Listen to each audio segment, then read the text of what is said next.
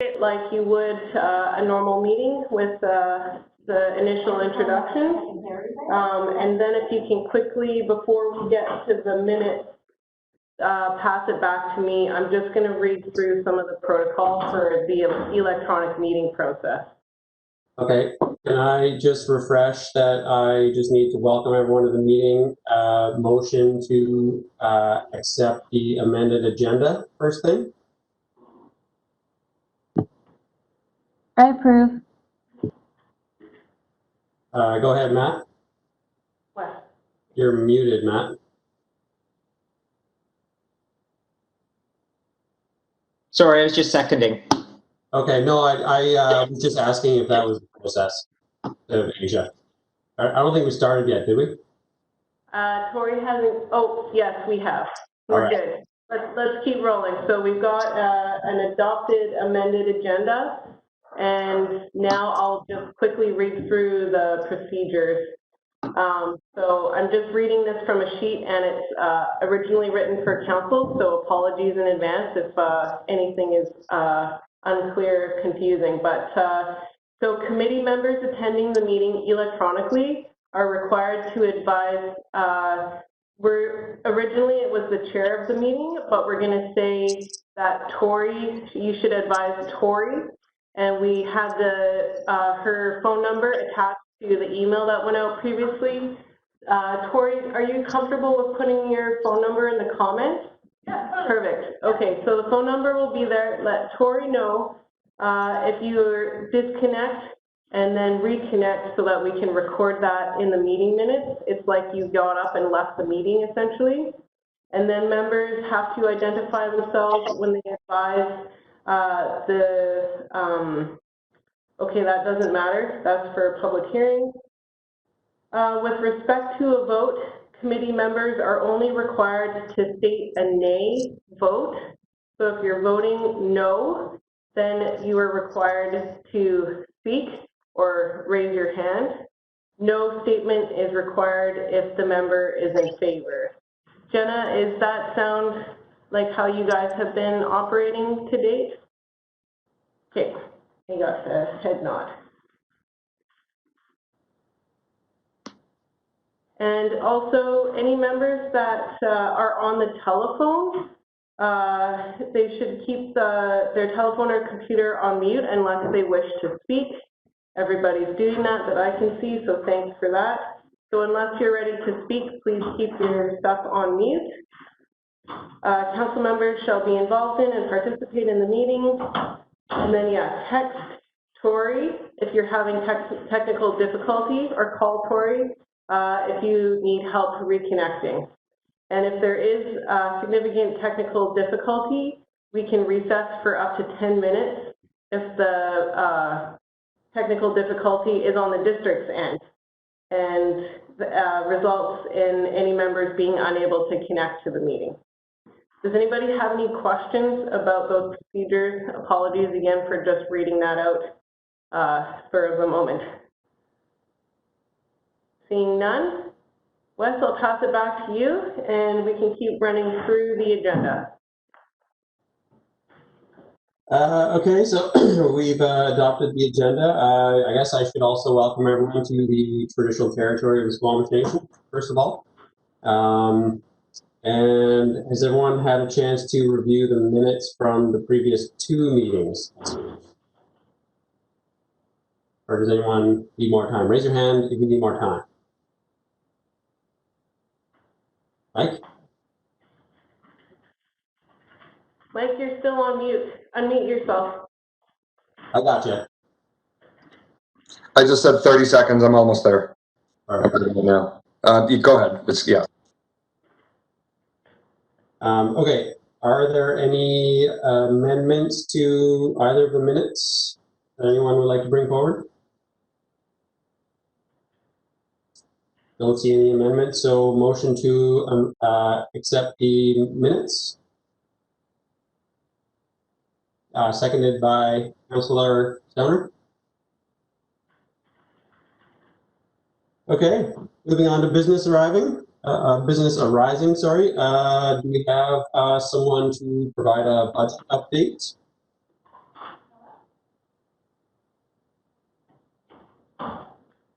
Sue, that would be you on the budget update.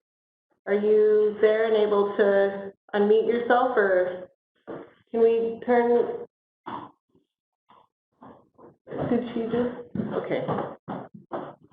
We're just going, we're just trying to get you back up and running. So maybe in the meantime, I will bring up the budget. Oh, we are having some technical difficulties apparently. From the district center, just getting Sue? Getting a committee member. Okay.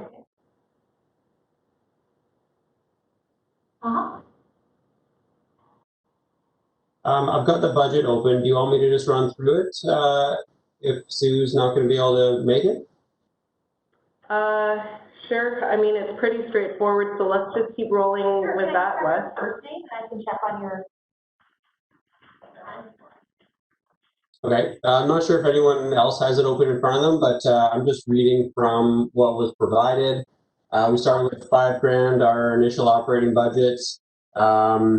Supplies such as roofing materials for outhouse, gravel at the car park, soil and seed at Neaton Pool, total $1,418. We paid GFL $2,206. Was that for, maybe no one knows, but was that for the outhouse up at Tunnel Rock, or was that GFL do the garbage as well? Wes, I'm sorry, I'm not sure, and we still don't have Sue to clarify. My best guess was that it was only for the Tunnel Rock maintenance. I don't think there was any garbage collection associated with that. That would have fallen under the regular parks operating budget. Okay. And then it says anticipated blue room costs to year end, $1,185. I'm not sure what the blue room costs are. Is that maybe the outhouse? It is blue. Yeah, I think that's what Sue references it as. Okay. So it looks like the outhouse up at Tunnel Rock, which I suppose will be decommissioned soon, or has it already? I haven't been up there in a few weeks. Has anyone been up that way to see if it's still there? Mike? It's there. Yeah, I walked past it today, actually. Okay. It's probably time to dismantle it. Hey, we're probably into the season now where it's not going to be too much more use. Or did we have to until the end of September? Yeah, end of September or mid-October. Can we do a half month? Because the weather is supposed to be pretty good for the next few weeks. And it's funny, it's a funny thing to do, but I actually poke my head in it periodically to see if it's used. So do I. Yeah, and it is. I mean, it's not heavy use, but there's stuff in there, so.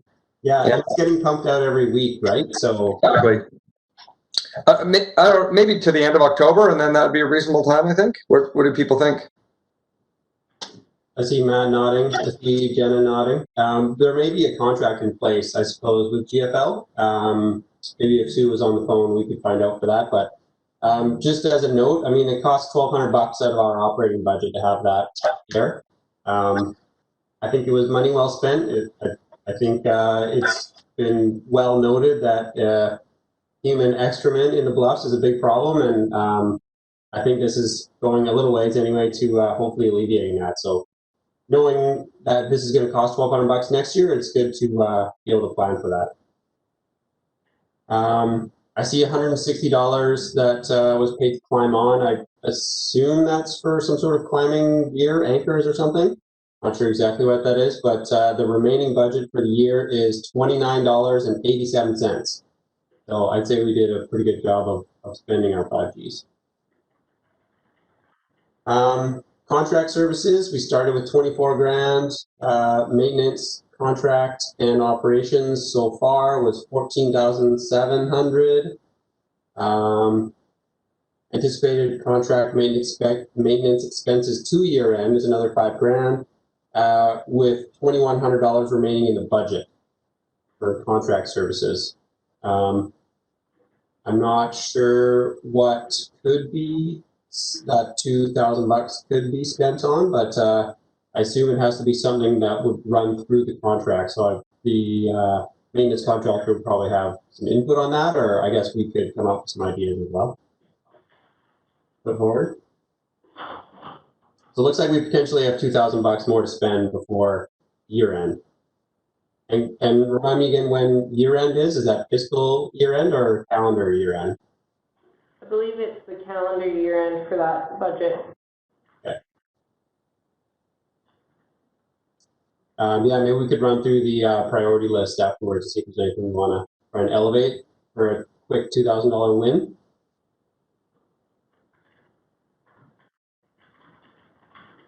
All right, anyone have any comments on the budget? Hello? I believe Sue's on the line. Sue is called in. Sue, can you speak to the budget questions that Wes had around the Tunnel Rock outhouse and when we could potentially end that contract or what the opportunities are? Okay, that to the end of the year, can you hear me now? Okay? Yeah, we can hear you. Okay, good. Okay, those are the 2200 is the blue room cost so far. That's all the smoke buffs and the anticipated cost to the end of the year. We were anticipating actually pulling that other blue room up at Plateau probably by the end of October. Yeah, that's what so far people seem to think that end of October is a good call. Yeah. Yeah. And then for the remainder of the budget, yes, the contract service budget of 24,000, and then the 14,000 that's been spent thus far, and the anticipated remaining of the contract is another $5,000. So with $2,100 left of, for I guess a little of this, that, and the other thing, whatever may be needed to the end of the year, because we're only still at the end of September. So other little niggly things could come up yet. So it's nice to have a couple of dollars there. Okay. How many blue rooms are there that GFL manages in the park? Is there just the two, or is there two at the? We have three. There's two in the lower and one in the upper. Okay. And then, of course, $1,100 a year to operate. Pardon me? They're about $1,100 a year to operate, just based on those numbers.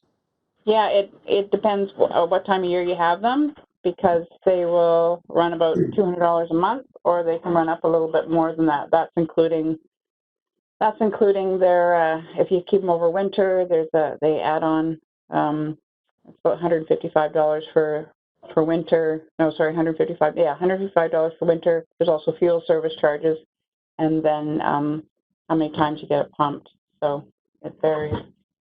But we pull that other one. We only leave one there in the winter at the bottom typically. Okay.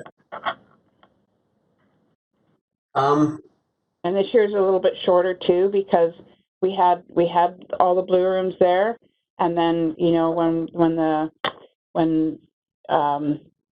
pandemic kind of came about, we took everything out, and then it was a couple months before we put everything back again.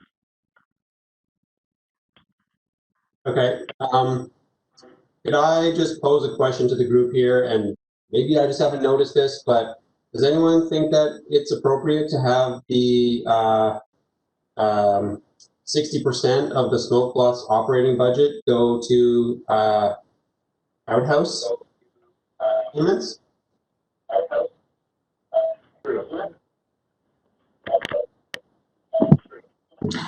Wes, it's Caroline. Can anyone hear me? Okay, hey. I just wanted to say, is it for just the remainder of the year, or are we talking about next year as well? Sorry, I missed that part. It looks like it costs $3,300 a year to operate the 3 outhouses, and all of that is coming out of the $5,000 operating budget for the Smoke Bluffs, which is over 60% of the budget. What was it in previous years? Was the outhouse funding always coming out of the operating budget? Anyone remember, or? Sorry, this is the for the blue rooms. That's new this year. We've been charging it appropriately to the Smoke Bluffs. It used to go to other areas, and it was like, we thought that's where it should be coming from. It should be charged accordingly right to that account. So that's where it comes out of. I don't remember that being the case in the past. I remember that the operating budget was, you know, for Smoke Bluffs park related activities, and that the cost of the outhouses were just sort of paid for out of the general parks budget, because that significantly drops the amount that we've been allocated to use. Is there any recourse we can do here? Is this, are we talking budget for next year yet? Because, yeah. Matt, I see you nodding. Sorry, I was under the understanding that the Tunnel Rock outhouse specifically, as kind of a pilot project, was going to come out of the Smoke Bluffs operating budget, but the other two at the car park were part of the district budget. Can you please clarify that? In this instance, it was all put as one under one number, because that's how I can pull up the information. I didn't separate that, but I guess we can discuss further what that should look like for next year for sure. Yeah. So what sort of discussions do we need to get involved here to move this forward? I mean, I feel like this is new. This wasn't discussed or consulted or anything. I mean, correct me if I'm wrong.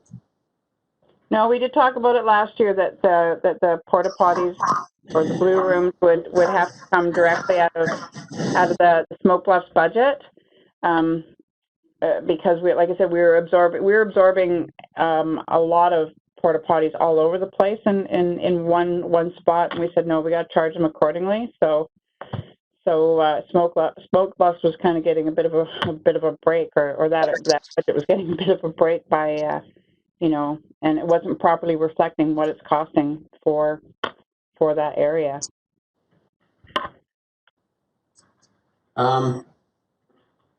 Okay, I believe there's a bylaw that goes along with the $5,000 operating budget. Am I correct? Does it have any specifics that we should be referring to, or is this sort of just an internal policy and maybe we need to make a motion to make a change here?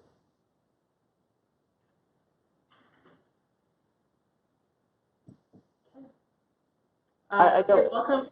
You're welcome to make a motion. I don't know anything related to how the budget works from my end.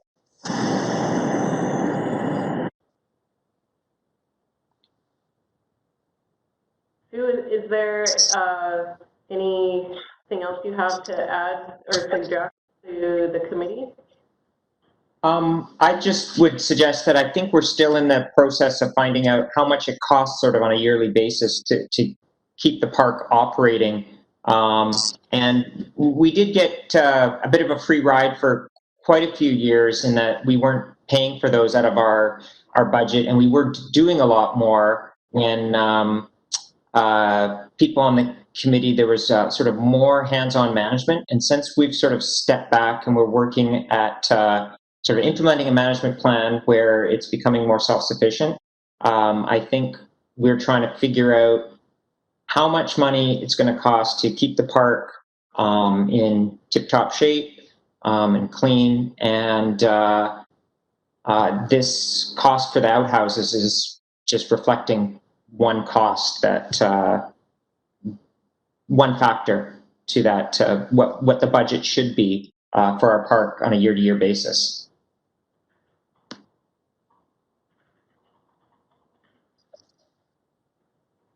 Could I make a motion then to exclude the cost of the parking lot outhouses from the operating budget?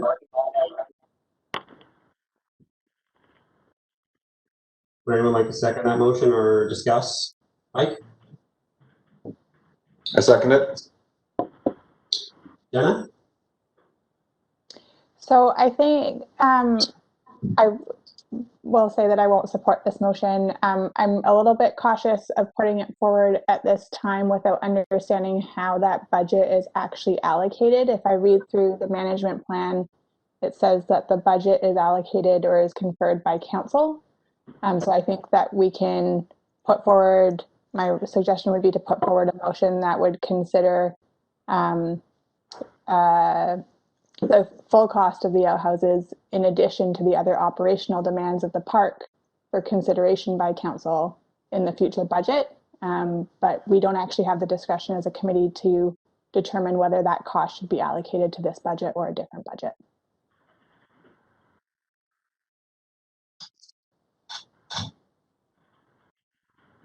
Okay. Can I speak?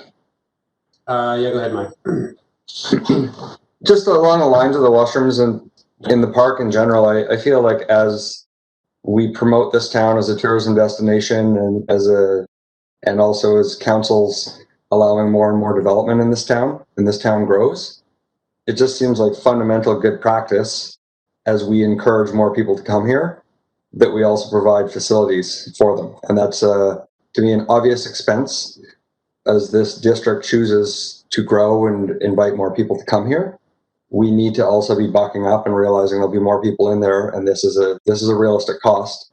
And I think council should be prepared to increase our budget accordingly to cover simple things such as washroom facilities. And as a neighborhood representative on the committee, I find it quite appalling when I step into the woods 10 feet away from the house and find human feces everywhere. And the Tunnel Rock outhouse has actually provided some obvious relief this year. So I think it's very important. Yeah, I would tend to agree. Maybe Jenna, if I amended my motion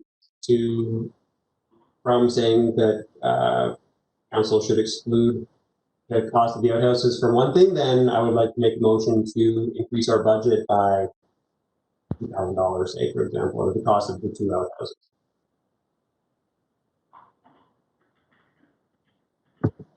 Hi, it's Caroline. I have one more question to ask. If it's possible, if they're adding it to our budget, would it be possible for us to get an overall budget increase to kind of offset some of the cost? If they are choosing to move forward and have all three outhouses put under our operations plan, I don't know, I'm still thinking about the hospital.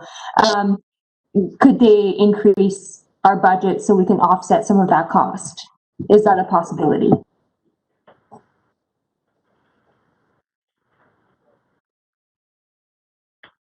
What do you think, Gary?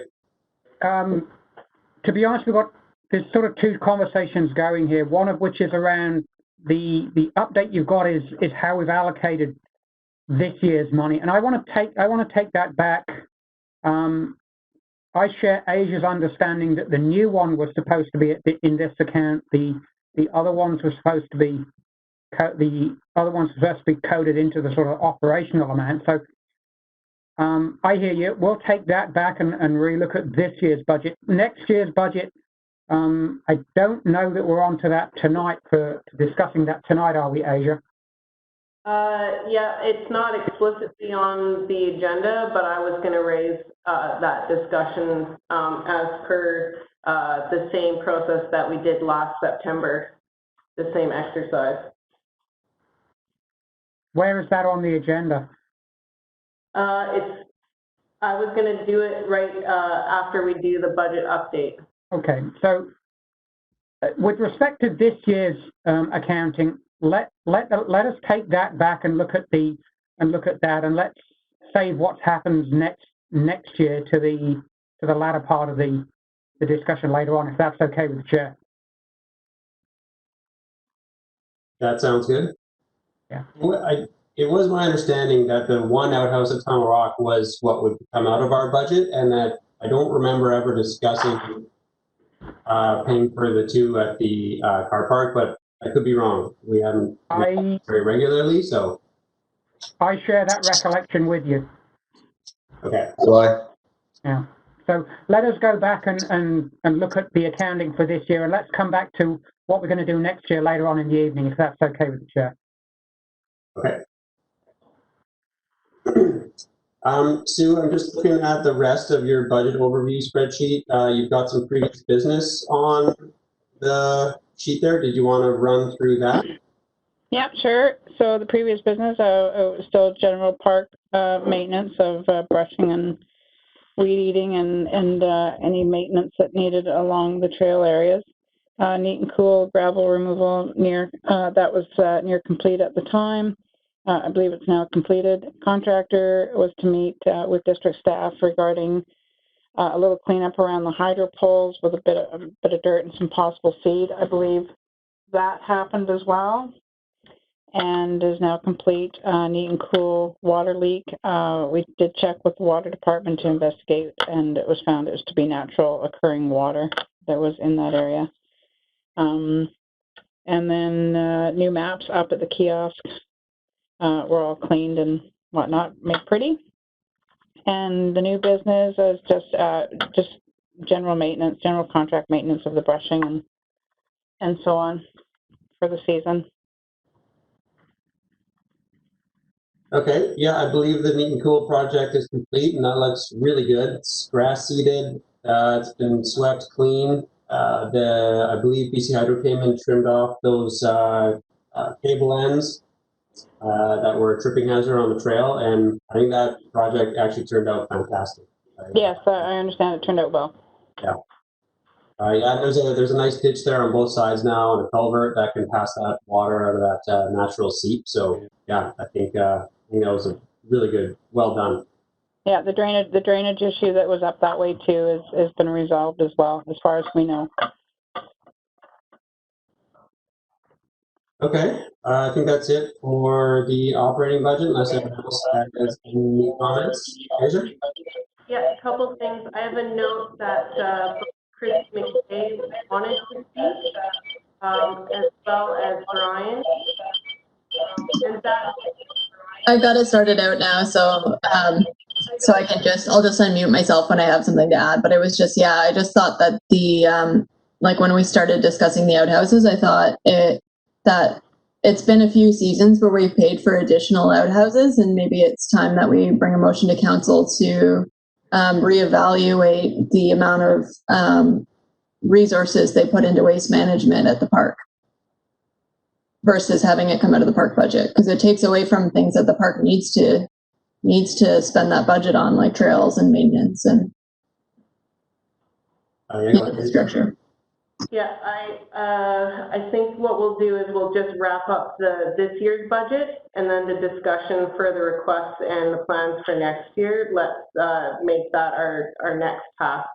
So definitely heard that, Chrissy, and bring that motion forward or put it on the table when we get to the next item.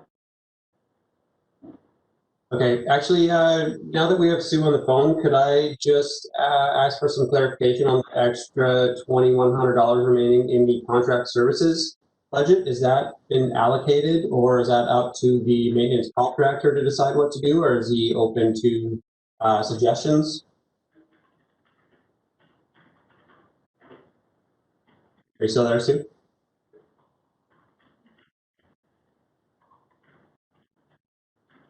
Sue, did you hear Wes's question about the remaining, but the 2,100 remaining? Sorry, no, I did not. There was a little bit of feedback there, and I couldn't. It was kind of popping in and out, so I didn't catch it all. Sorry. Okay, can you hear me now, Sue? Yep. Okay, I just had a question about the remaining $2,100 in the contract services budget. Is that up to the maintenance contractor to allocate, or is he open to suggestions, or what do you think the plans are for that? No, that's our end. So it's no, not up to the maintenance contractor by any means. But it is what we'll manage at this end. So I know any incidentals that come up between now and the end of the year, that's what I was kind of looking at that. And, in case we have any washouts, we got to get some gravel in certain areas, or, whatever. It's nice to have like I said, a couple dollars there for this, that, and the other.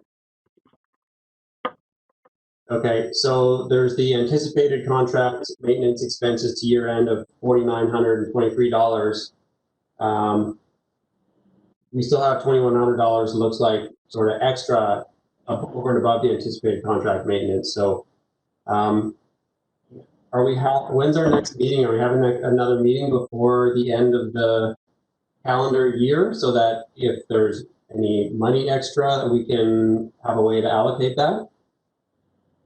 I believe this is the last meeting of the year. Sorry to jump in, Sue. No, I just want, is there anything specific that you guys were thinking of, or? Why don't we leave it up to everyone to put their minds to it, just on the side, and we can revisit that maybe at the end of the night. All right, okay. Because I guess this is our last meeting, so if there's any discussion that we need to have about that, we should use that time for it.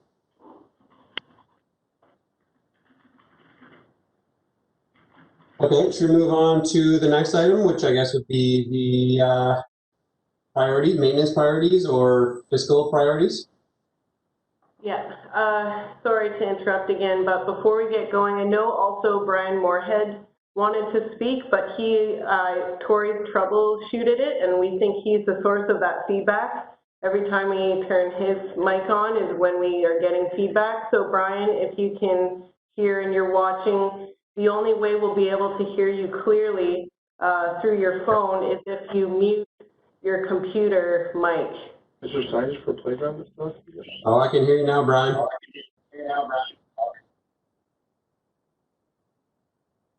This is Brian here. So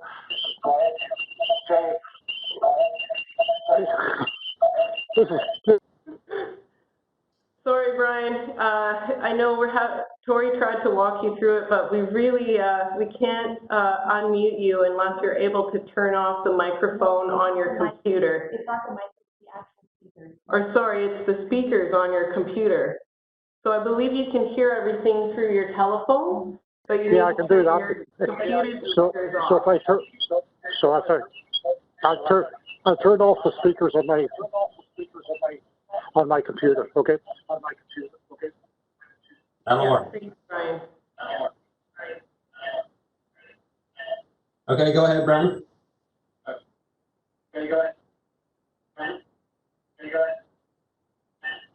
Maybe we'll keep going and we'll give Brian a moment to sort out turning off his speakers. Okay, I've turned off the speakers. Okay, you're good to go, Brian. Okay, fair enough. So,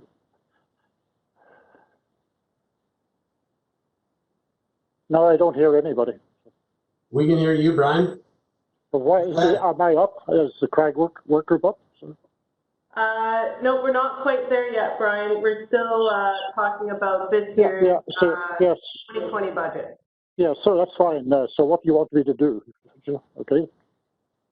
I'm listening now, all right? So is everybody okay now? Yep, we're all good. Okay, right, fair enough then. Head on then. Okay, let's keep carrying on. Okay, did you want to go through the fiscal priorities list then, Aisha? Definitely, yeah. Just give me a moment to open it up and to share my screen.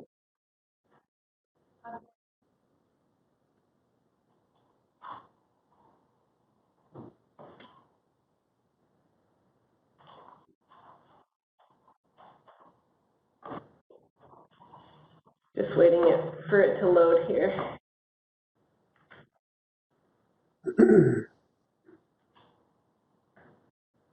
Hey, maybe, can everybody see this, or maybe somebody chime in and let me know? You could zoom out a little bit, maybe we could see some more of it. Go Yeah, in and we're good. Is that good? Sorry? Go in one and we're good.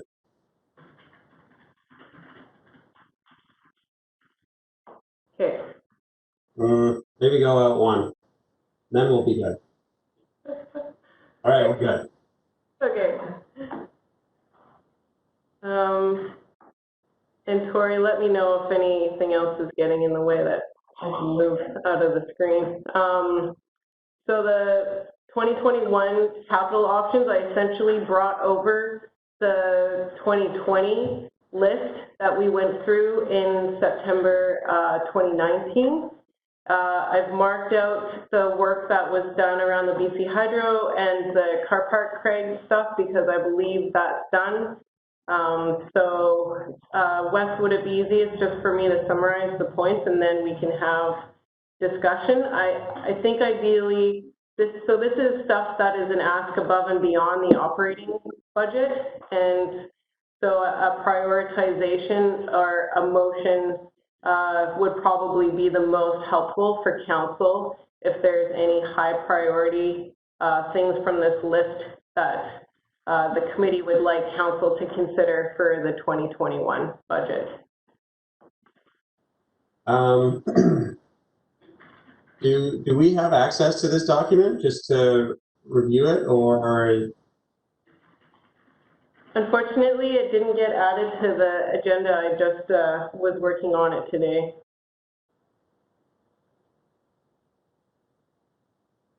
Okay, yeah, I'm not sure if everyone can see it, but yeah, maybe just scroll down because there's, I see that, okay, the trail and road work in front of Eaton Cool is done. I see some stuff in there about trail work, and I believe Spencer brought up last time, and I seconded it, that we consider a moratorium on any new trail building in the park until we had our user survey done. And really, and Spencer's unfortunately not here tonight, but he was, and myself, quite strongly against any new trail building right now. So I think that should be taken out. Are you talking about the item on line 4? Sorry? Are you talking about the item on line 5 there at the very top? It's the very top one. It's got a blue heading, contractor suggestions, final section of the trail to the Smoke Bluff Summit. There's already 5 trails. So the issue is signage at this point, not trails. I don't think we need to be doing any more building. No, I don't think anyone's up for that discussion right now. It says we'll leave that up to the committee, and I don't think anyone's bringing that forward right now. So, okay, cool. If anyone wants to, we can move past that. There we go. I like nice modification. I like on hold, but I don't want to have it removed because I think phase 2 still requires the discussion that we put forward in the first place, whether that means like whatever the outcome is for that discussion. I still think that discussion needs to happen at some point. So I like putting it as on hold versus removing it. Cool. That's good. Thanks, Chrissy. Yeah, sorry, I can't see everybody to know if they would like to speak, so just try to jump in when no one else is talking.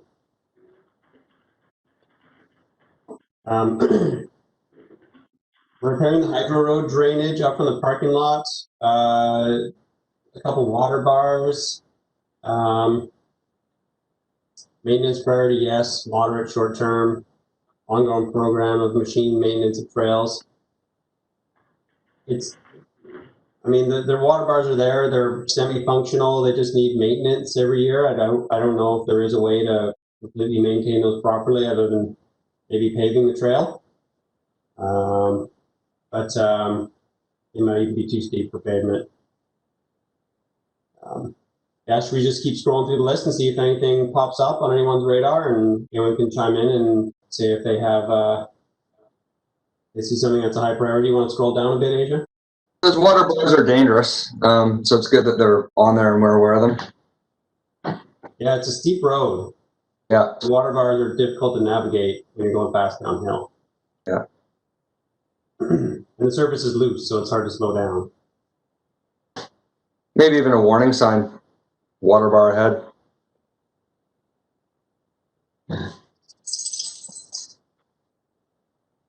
Hey Wes, it's Louisa here. I have a question. Yeah, go ahead, Louisa. I'm sorry if I missed this in the agenda. We're not going to be, are we approving this? We're not approving this tonight, right? Sorry if it's a rudimentary question, but I think it's my first time going through the way that you approve the priorities here.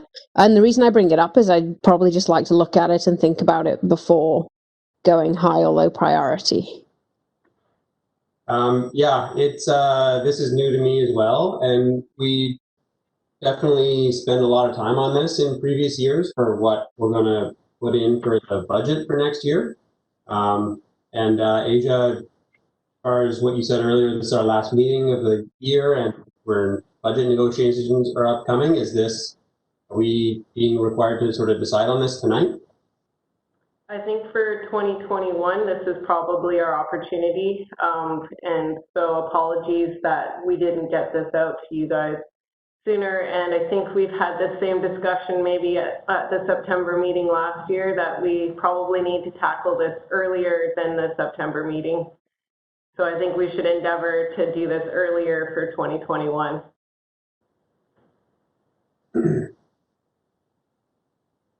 Okay, so what we need to do tonight is come up with some capital project priorities, basically, that we'd like to request specific items to be added to the 2021 district budget.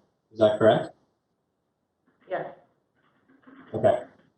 Hey, Wes, sorry to jump in. I think that slope down into the parking lot, because it's a major commuter route, it's a high priority.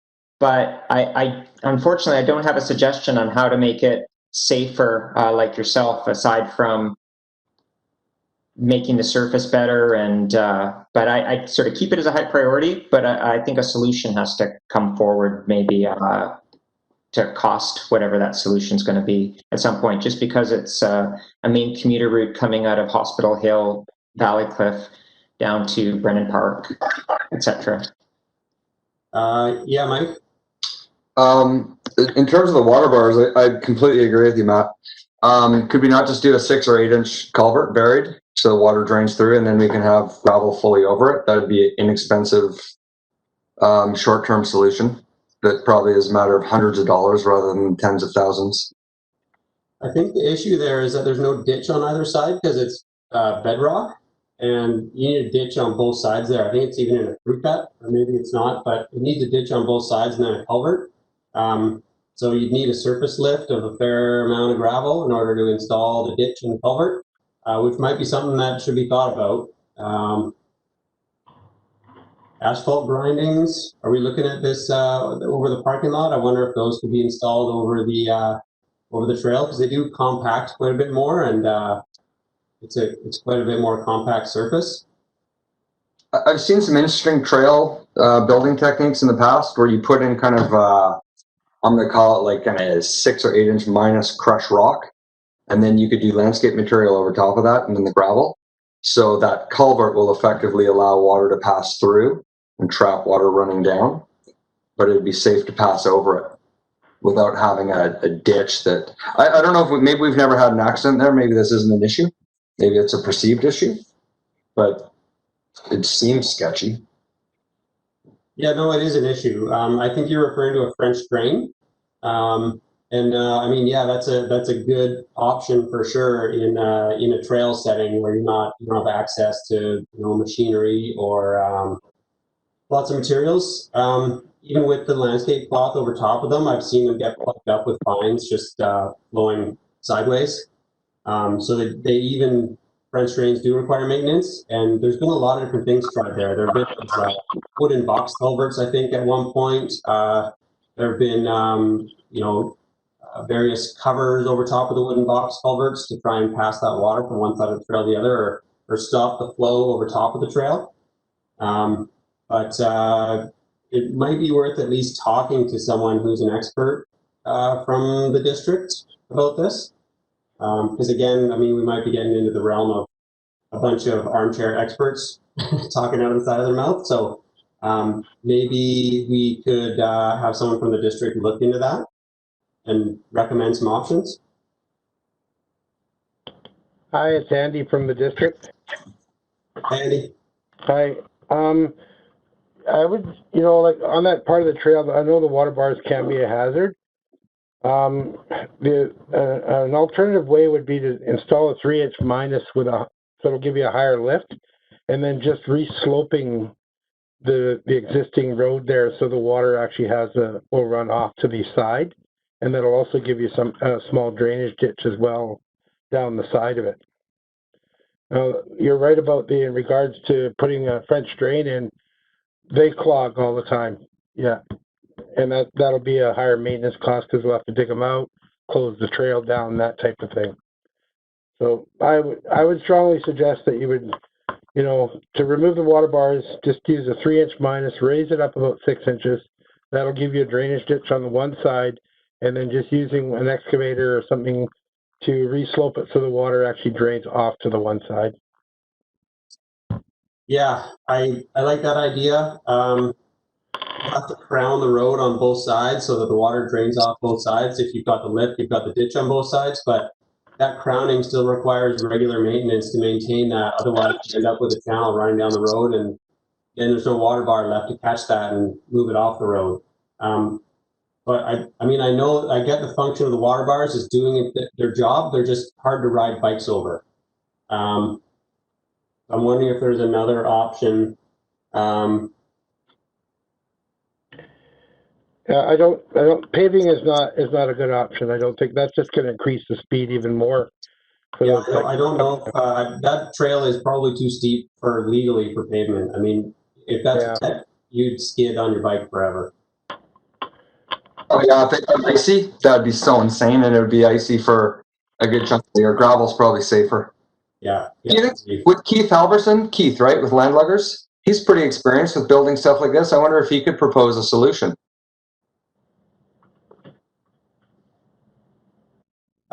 Yeah, and maybe the solution is just to, like Andy says, bring in some extra 3-inch minus and then just build the level up and build a deeper, longer water bar. It's more easy to negotiate with like a longer in and a gentler out so that it still maintains that dip over time. Mm-hmm. That's a good idea. We can get machines up there and we can get gravel up there. It's just a matter of, again, a dump truck to dump a load and the machine to spread it. It will only take a day, half a day. You should also remember that the original contractor is still around. So. You're referring to the maintenance contractor who has a lot of experience maintaining those things? No, Brian Cohn did the original work on that road. So. Does he work for the district, sorry, Brian, or is he? No, he's the same as Keith Halverson, a different firm, but he's done quite a bit of work on the park, and he did that original work on that section of road. So his name is Brian Cohn. So. From Spectrum Spectrum Landscaping. Yes. You might want to talk to him. So. Okay. Yeah, I guess the only issue, or another issue with that is that, you know, if you stop the grade on the water bar, it becomes steeper on the outside. So you could be creating more problems by doing that. I'm not sure.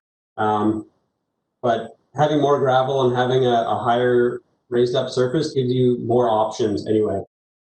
So it might be worth exploring the district applying, you know, at least a 6-inch lift, if not a 12-inch lift, to that steep section of trail from the parking lot up to where? Easter Island? Is that the name of that Crag there?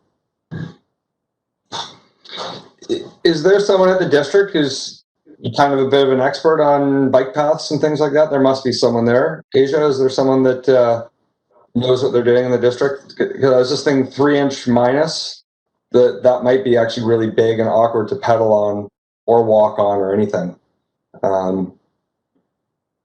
But maybe not. I mean, maybe there's an expert in the district. Do you know? Well, everybody in public works, like Andy's probably best equipped to answer what is our normal spec on most of the other gravel commuter trails. Sorry, the 3-inch minus is just is your bottom. We would end up using probably more like a 3/4 or 19 mil road base, so which packs quite nicely when compacted as well.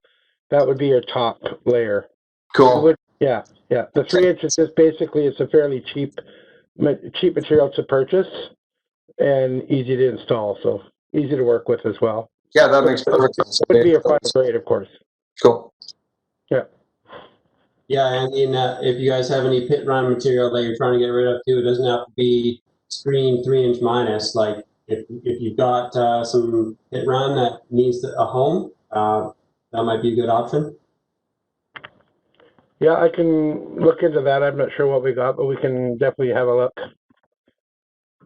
Okay. Would anyone like to come? I mean, we haven't gone through the whole list yet, but why don't we keep that one kind of on at the top of the list for now, and let's keep scrolling through and see if anything else jumps ahead of that. We've got some "You Are Here" signage for maps. Looks like maybe on the post at 5 or 6 locations around the park. We're looking for a subcommittee to do that. Design a plan for new maps with "You Are Here," similar to the last one done, maybe 5 or 6 locations. Why don't we skip that one for now because we need a subcommittee. Concrete picnic tables. Did we Mosquito, Play Park, and Tunnel Rock? I think we have one at the Play Park now, so possibly one at Mosquito and one at Tunnel Rock. I don't think $1,500 is accurate anymore. I think they're $1,800 or $2,000 now. Andy or Sue, can you confirm that? They're around $2,000. We just bought one for parking lot Crag. It came in at $2,000.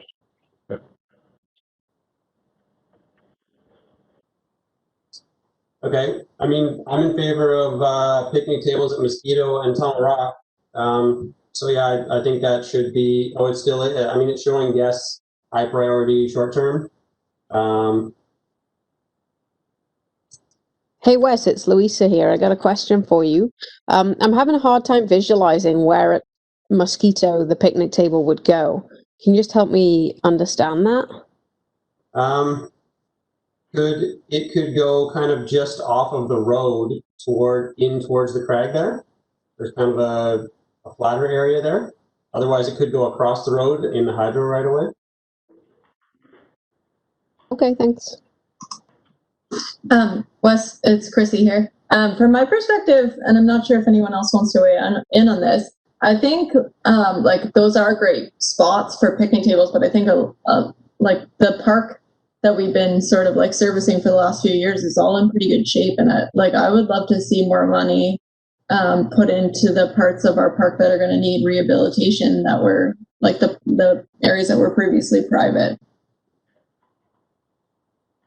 I don't know if there's specific ideas, if there's specific funds dedicated to that, but I think that like we're going to need a little bit of infrastructure in the old Crags that have been neglected through closures. Yeah, and I think that we were going to talk about that at the Crag work group update. You're referring to the Crags on the Blind Channel that need a lot of maintenance as far as branches and debris cleanup.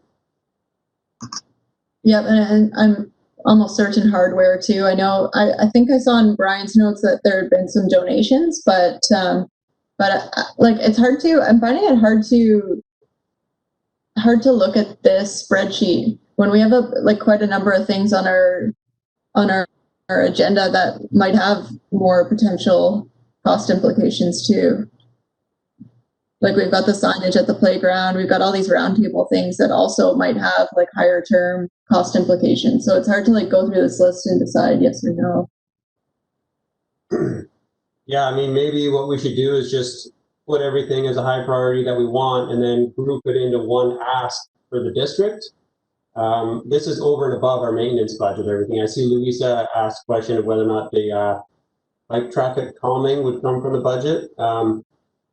That's a good question, and I mean potentially, but I think that's probably going to cost quite a bit more. So, I mean, what would everyone think about just kind of grouping everything into one ask for a capital project for the Smokebox Park to the district? Hey Wes, it's Louisa again. Yeah. I'm just, because when I look at the agenda, I feel like looking at the roundtable discussion debrief items on the agenda is going to potentially influence what I think about what's on this spreadsheet. So I'm wondering if there's any way to I'm not sure if we can do this, modify the agenda and just push this to the end after the debrief. Is that possible, or is that a no-go? And if I'm the only one that feels like that, then feel free to ignore my request. I agree with that. That's kind of what I was getting at, is that like I'm finding it like I want to, like those things that are on our roundtable are all kind of like high priority. So I want to decide what motions are going forward on those, or where the money's coming from before we can allocate things elsewhere. Okay, I'm fine doing that too. Do we maybe just want to just quickly scroll down the bottom of the list, and so we can all at least have a peek at what's on there, so we can consider them just in our minds as we go through the rest of the meeting? Definitely. I'll scroll down. I just wanted to add, so the descriptive list that we just ran through was the last year's contractor suggestions. And then this other part of the list that I'm showing right now is taken from that normal capital priorities Excel table. I just combined the two of them so that they were all in one document. And this is the tables that we've had running for the past few years that we normally run through and discuss the items once a year. So that's where this other list comes from. Okay. It's Louisa again. Sorry, I feel like maybe I've just woken up or something. Sorry to keep like butting in here. Asia, if it's possible, is it appropriate for you to just email that to us now? Because I'm having a really hard time seeing it, or having a good visual of it on this WebEx platform. Is that appropriate? Yeah, I think I can get it sent out. I just need to get the email contact list from Vanessa or from one of our support people here. So let me endeavor to do that. If this might be a good time, maybe Wes, you can propose a motion to delay this 2021 budget update discussion to the end of the meeting and move on to the Crag update, and I'll email this out while the Crag update is running. I can do that. I don't see it on the agenda to begin with, but I can motion to delay what we're talking about here.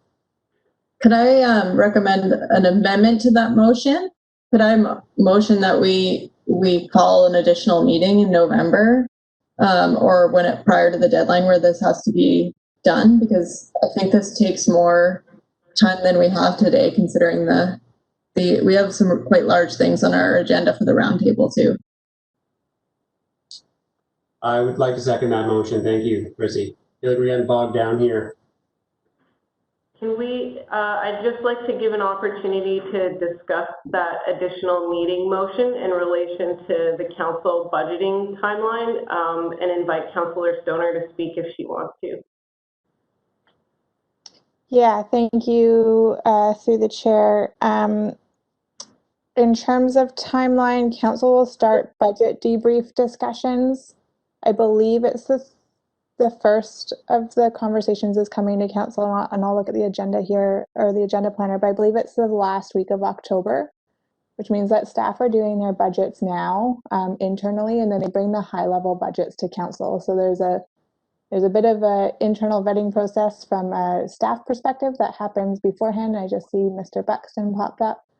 And then the high level budgets for capital, operational, and special projects comes to council starting late October, early November. So we are in a little bit of a time crunch here, and I'm hearing those around the table, and the chair speaking about the challenge of trying to digest this in such a short amount of time. I recognize Asia's previous comment of trying to pull this forward in future years, because this is maybe not the best budgeting process.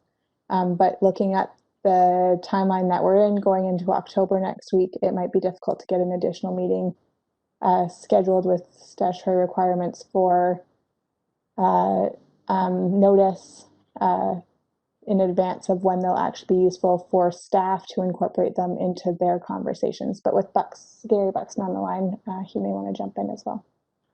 Yes, just to echo Councillor Stoner's comments, November is just way too late for us. We're pretty much done our first cut of the budget now. We're wrapping up our first submissions into finance now. So November is, it will be too late to do anything in November, and I doubt we can pull anything together in time in October. So again, apologies that this isn't the most ideal way of doing budgeting, but it's not going to be realistic to schedule a meeting in November and get it. It wouldn't get into the budget. It will be too late by that time. So my apologies, but I think tonight's the night we've got to get through this if we're going to. Okay, thanks, Gary. I guess in light of that, the only thing that we're able to do at this point is delay until we can all receive that over email and try to have a little bit of a look at it while we carry on with the rest of the meeting. If I might, through the chair, just ask one further clarification point from staff is if there's some clarity on how the operational budget is allocated versus the request for capital projects. So this ties back a little bit to our discussion previously of how the blue rooms were allocated to certain budgets. And I'm not sure if staff have further clarity that they can provide to the committee on what is typically earmarked for that operational $5,000 versus additional requests on top of that from this list.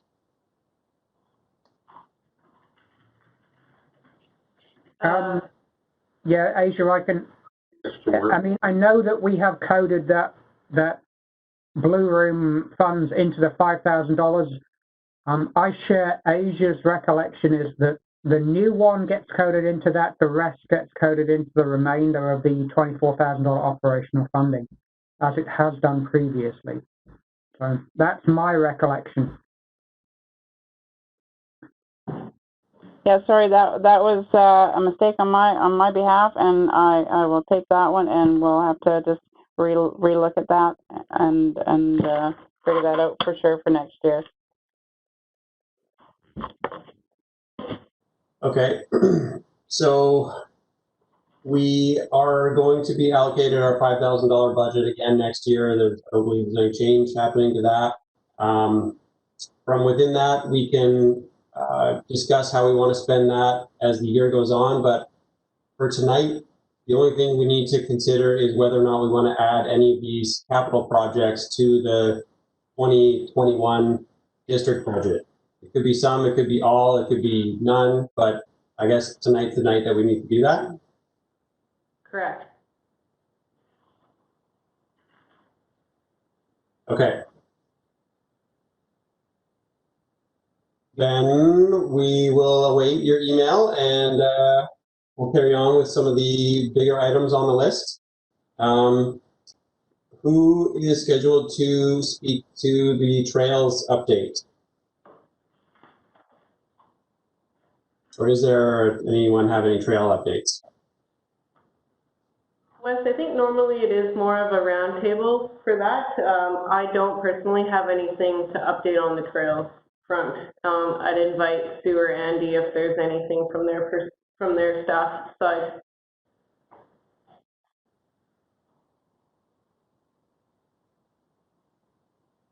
I think the only quick update is that there still has been no movement on the decommissioning work, again, due to the continuing pandemic issue and gathering volunteers and staff to work closely together. So there's been no movement on that, according to Andy. Sorry, I lost you guys for a bit there. I'm just rejoining you again, so. I don't think you missed anything, Sue. We just had some comments that about the upper section of the FM Tower Trail just hasn't been decommissioned yet. The East Side Trail, yeah, unfortunately that just hasn't been able to come together with the pandemic and such. Okay, but as I understand it, it was Sorka and or other volunteers that were going to take that on, that the district wasn't going to be part of the decommissioning process other than ordering some plants, I believe. That was my understanding, yes. Okay. Sorry, here we go again. I thought there was some discussion at one of the meetings, and I think it's actually in the minutes from maybe 2 or 3 meetings ago, that the district actually was in fact going to be taking the lead on this and doing it. Andy, could you speak to that? Sorry, he just stepped away for a couple minutes, and no, because we just haven't had the resources to do so, unfortunately. COVID related? Yes, definitely.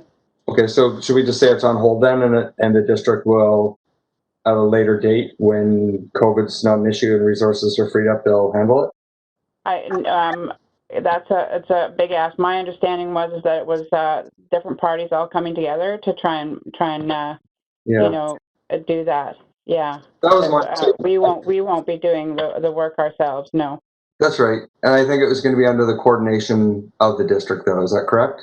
Or are we just Andy was going to coordinate that to a certain degree. okay? I wish he was. He just stepped away for a few minutes, and I think he's on his way back here. Yeah, that was my understanding as well, is that the district would coordinate the volunteers and oversee the work. That was mine as well. There you go. Andy's back. Sorry, what was the question? Hi, Andy. We're just looking for clarification with the remediation of the East Side Trail. I think what you said last, and I don't mean to be putting words in your mouth, that the district would be coordinating the work on this and kind of taking the lead, but then it would also be volunteers would come forward from various organizations to help out with the remediation work. But I think nothing's happened because I think everyone's waiting for the district to say, okay, go. Am I interpreting that correctly, or maybe not? Yes, you were. I think that was discussed last year before everything went down. So my problem right now is like, it's just, you know, we're so busy here. I just can't believe it, but we can work that out somehow. We can get that in. If you can help in regards to coordinate, you know, at least 12 people. Yeah. On a Saturday or a Sunday, we can get this done. The plan was to do the first 30 meters of the existing trail of the new part. Yeah. And deactivate that section. Okay. What's your email, Andy? I'll email you after this and we'll get that going. It's just adawson@squamish.ca. Okay. So from my perspective, from like the climbing community, I would like the district to be the oversight on this. Like I know volunteers had agreed to do the work, but I think it's important that the district's the oversight as representation of all of the stakeholders. I agree, Chrissy.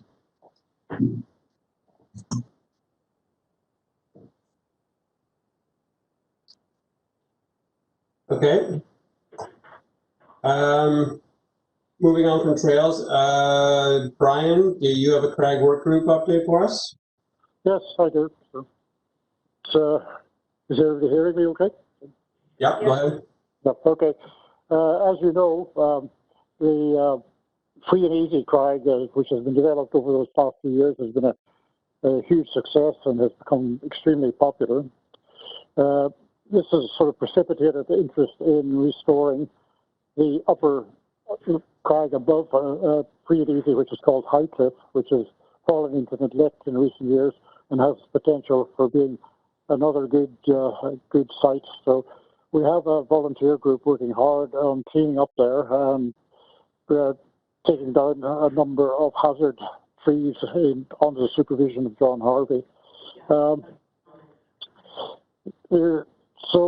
The Drenka lands, as you know, have been reacquired. So there's a group working on restoring the existing crags there, which have fallen into disrepair over the years. And the hardware was removed, the anchor hardware was removed by the landowner.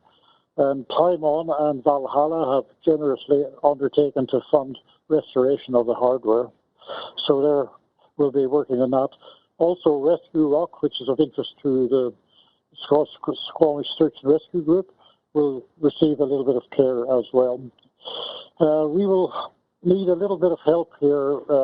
Squamish Access Society will pay for a dumpster to be parked outside the yellow gate at the end of the drink up property to take the debris which volunteers will carry to it. So we probably will need access through that gate in order to make that happen. Also to be noted is One Took Wall, which has again been a bit neglected in recent years, has been undertaken as a staff project by the Valhalla staff.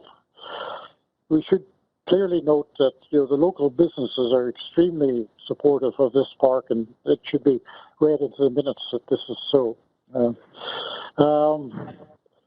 In terms of popularity, we also know that the parking lot Crag is enormously popular, and particularly with families. I sent a photograph today to Aja, which would normally be projected at a normal meeting, but she probably wasn't able to do it under these circumstances. But it showed a very, very intense group of people ranging from grandfathers to toddlers at that area we discussed during our last walkthrough meeting. And it's my understanding that Trials Motorcycle Group were going to do a traffic separation fence in that area, so I would like to know where that's going. So it's mostly a good news story in the Crag work group, so I'll just move on from there and let you get back to the normal stuff. Thank you. Thanks, Brian. Yeah, I haven't been down to see those blind channel crags since they were sort of closed off, and I know they were great places to climb back when we were able, and it's pretty awesome that the district has purchased that land and will get that into the park. And I'm definitely willing to help out with any maintenance that needs to go on there. So yeah, don't hesitate to reach out to myself or anyone else on the committee that wants to go down there and help. Brian, unfortunately, I didn't get that photo that you emailed me. I only got the one for the picnic table donation, which definitely I thank everybody on the committee. Thank you for making that donation, as well as to John Harvey for helping organize that. And Spencer is not here representing 99 Trials to talk about that separation discussion and continue that chat that we'd had during the walkthrough. Yeah, okay, thank you. Yeah, the picnic table worked out very well, and I was quite amazed with John Harvey and one of our SAS volunteers. It came unassembled, as you know, and it's IKEA from hell. I don't know how they did it. It's extremely heavy and it's quite precise, so kudos to them for putting it together. Thanks. Bye.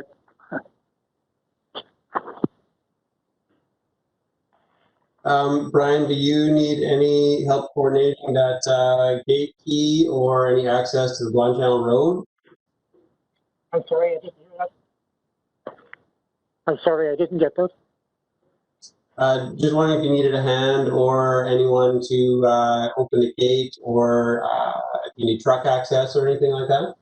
Yeah, closer to the time, probably mid-October, we'll be looking at that. So we will need some assistance around that project. It's mostly pick and carry. So, Okay, so you're just looking for manpower to carry debris from the crags to the dumpster? You're not looking to get... Okay. Yeah, basically that's it. And SAS will fund the dumpster unless the district wants to pay for it. So, okay, and can you get the dumpster really close to the site by opening the gate and driving it in there, or is it? No, we'd have to have the dumpster at the gate, because you cannot bring a dumpster in over that existing bridge, which is a bit suspect. So there's a small bridge going in on Blind Channel near the Drinker Lands. I don't think it's adequate for a large GFC truck to go in, so we'll have to dump the dumpster at the yellow gate and then use a pickup truck to haul stuff from the free and easy area. So is that clear? Okay.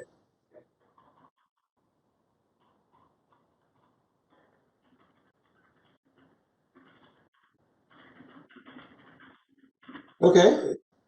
Anyone else have any Crag updates they'd like to share?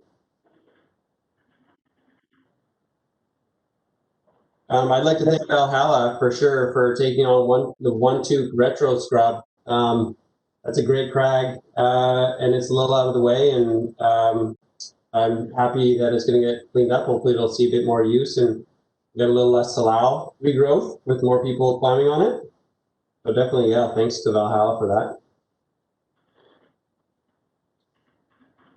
Okay, moving on. Any recommendations to council that we need following up on? Do we have anything from our last walkthrough? Was the traffic calming part of that, or should we just hold off until the roundtable for that? That's on the roundtable, so let's cover everything then. Okay. Were there any referrals from council? Nope. No, there were not.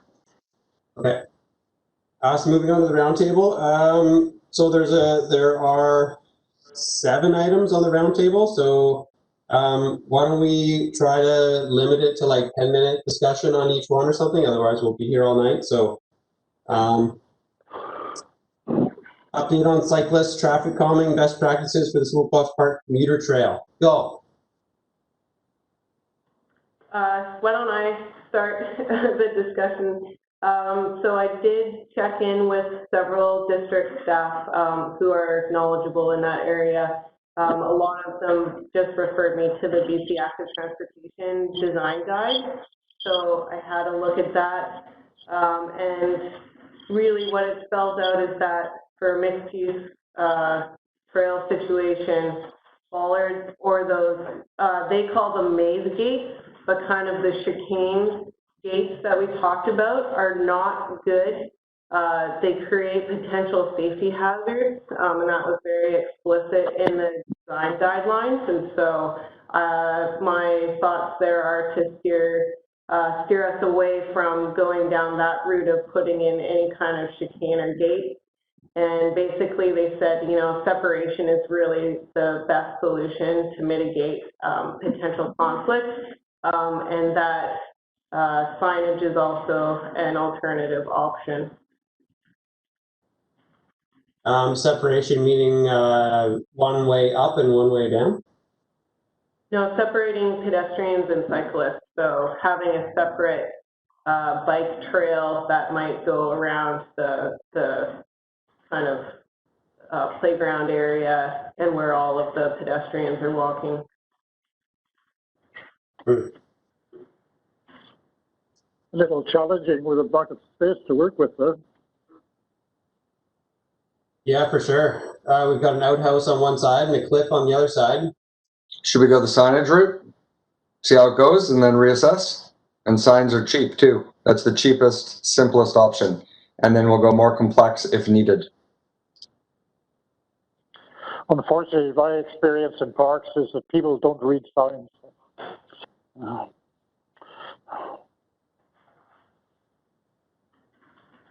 Yeah, I mean, I'm not totally sure a sign is going to do anything either. I mean, if someone's going fast on a bike, they're going to go fast on a bike whether or not there's a sign there.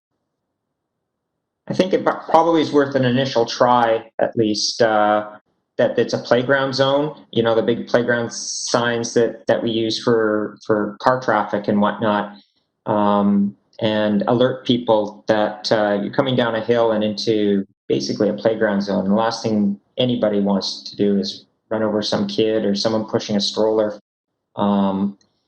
Even a playground sign with a speed limit thing on it to start, and then yeah, look at some other type of speed calming kind of devices if needed. Yeah, I agree with Mark. Graphic design would be better than a sign, so, you know. Okay. Wes, what I'm not clear on, is this coming out of our budget? Or I don't recall. I believe it could come out of our budget if we had any budget, or we could add it to a capital project ask for next year's budget. I think that'd be reasonable. I mean, this is a district commuter trail connecting point A to point B. It's not just a park issue. This is a community infrastructure issue. So then to sort of jump in then, I definitely understand the recommendation of going easy, maybe with a sign first, but if this is a capital request to the district and then to council, is it better to do the right job first and ask for the thing that actually is possibly suggested to be the most beneficial to mitigate any potential risk or pedestrian cyclist interaction? And by the right thing to do, Louisa, do you mean? Sorry to not be clear there, Wes.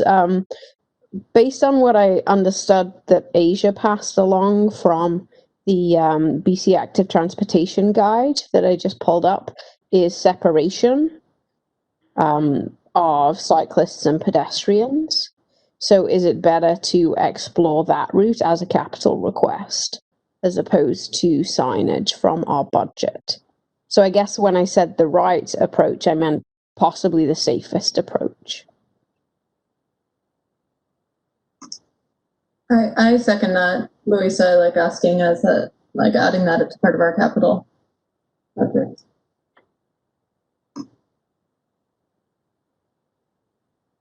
I would say separation is going to be hard there. It's such a narrow area, as Wes pointed out. Again, simple to complex is probably a good way to go in COVID times when our district is probably already pretty tapped for money. I think we're overcomplicating things here. I think there's a perception of danger. Again, I asked last meeting if anyone was aware of there ever actually being an incident, or if it's just individuals' perceptions of danger. And I think we can probably all agree that about 10% of people, no matter what they're doing, are kind of idiots, and the other 90% are pretty solid. So we're probably looking at a very select few number of individuals who are creating this perception in the first place. That's all I have to say. Yeah, for me, it's not necessarily even like capital funding to separate the movements. It's like capital funding for whatever we decide appropriate. There could be a mid-ground, whether that be like an addition of signage. And I really liked Asia's idea for like calming measures in terms of just adding like a visual like meander to the path to slow people down. Like the straighter the path is, the quicker people go, and adding some like visual cues like on the sidelines and to kind of give it a bit of a weave could help. I don't know. Maybe we ask the district to come up with further recommendations, and then we ask for capital. I don't know, Asia, are those your recommendations though, or is it like that's the extent of it, or? No, it was just to provide an update to the committee with the research information. There wasn't any staff recommendations behind that. Okay, excellent. Yeah, to me, I would like to see the motion go forward to look into some of those other options. Or I don't know if it's a motion or an ask as part of our capital priorities, but that's kind of how I feel. Hey, Andy here. I'm just going to cut in here for a minute. We've never had any injuries in that area that we were told of, but we do get reports, especially here at Public Works, in regards to people going fast down that section of trail and almost hitting people and strollers and that kind of thing. For the quick fix, I like Matt's idea. I mean, we could definitely put a playground zone sign, slow down. I think Mason, a fairly large one. And like I say, most people see that they usually tend to slow down. So we could try that, and that could be in our budget. That would be an easy fix for now. I'd be surprised if we didn't see a big immediate improvement, and then it's very difficult to control those other 10% of people. Mm-hmm. But then probably 90% of people would be pretty awesome. So is that what you want? Would you want us to put a sign up? Yeah, Andy, is that something you can direct the maintenance contractor to install? Do you have some signs? Yeah, we can do that. Could I jump in and ask one more thing along with that? Sorry. Oh, yeah. I was curious if there's any way to improve the sight line a teeny bit so that you can see the sign super well and you can kind of see slightly around that corner, because I remember we were looking and the vegetation's a little bit thick on the right-hand side. I don't know if at the same time it's super cheap. It'd be something that could maybe improve. I don't know. What do you guys think about that? Yeah, our trails machine is actually down right now, but there is plans of it going in there and just doing a big wide swath on both sides there to widen it right open. So hopefully that thing will be up and running shortly and we'll get that done. I know John's been bugging us as well about it, so we do plan on taking the trails machine in there to do the work. Okay. Thanks. Good, thanks. I think that was just under 10 minutes for that discussion. I noticed they just installed one of those chicanes on the corridor trail there at Clark Drive intersection on the highway. Yeah. Those are the ones that are hazardous and are not recommended? That's a little different. It's kind of more visible and a lot easier to see, so you're gonna see it well in advance. Okay, there must be sight line minimum distances or something for the install. Okay. Okay, update on options for the designated family parking spaces at the play park. Yeah, sorry, just one moment. I just need to find my notes on that subject. Okay, so this is again coming from the staff member who's involved in installing and putting in signage for the district, and she says that the signs vary in prices, especially if they're not standard road signs. So if they're kind of a special family parking sign, she said it can cost between $40 and $90 a sign, but that doesn't include the base and the installation. And so she said, realistically, it's about $300 a sign once you're for your all-in cost. So I just wanted to pass along that information for the committee to consider whether they'd like to do any further action on installing those designated family signs at the Smoke Bluff Park Playground. I feel that it's a good idea. I can't remember who suggested it, but yeah, I think it's a good idea. But what about just holding off until next year during our regular $5,000 expenditure? It seems like something we can easily do that we don't have to, you know, ask the district for and maybe not receive. I support that, Wes.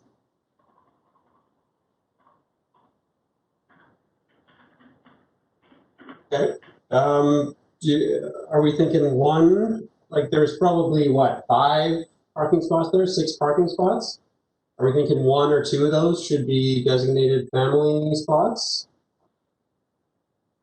Wes, does anybody recall, did we decide family or did we decide accessible? Because I think they're 2 different signs. And I would more support just an accessible parking sign as opposed to specific to families. You're talking wheelchair accessible? Yeah, any accessible parking, you know, for those with accessibility issues. It appears to be more inclusive than only family parking.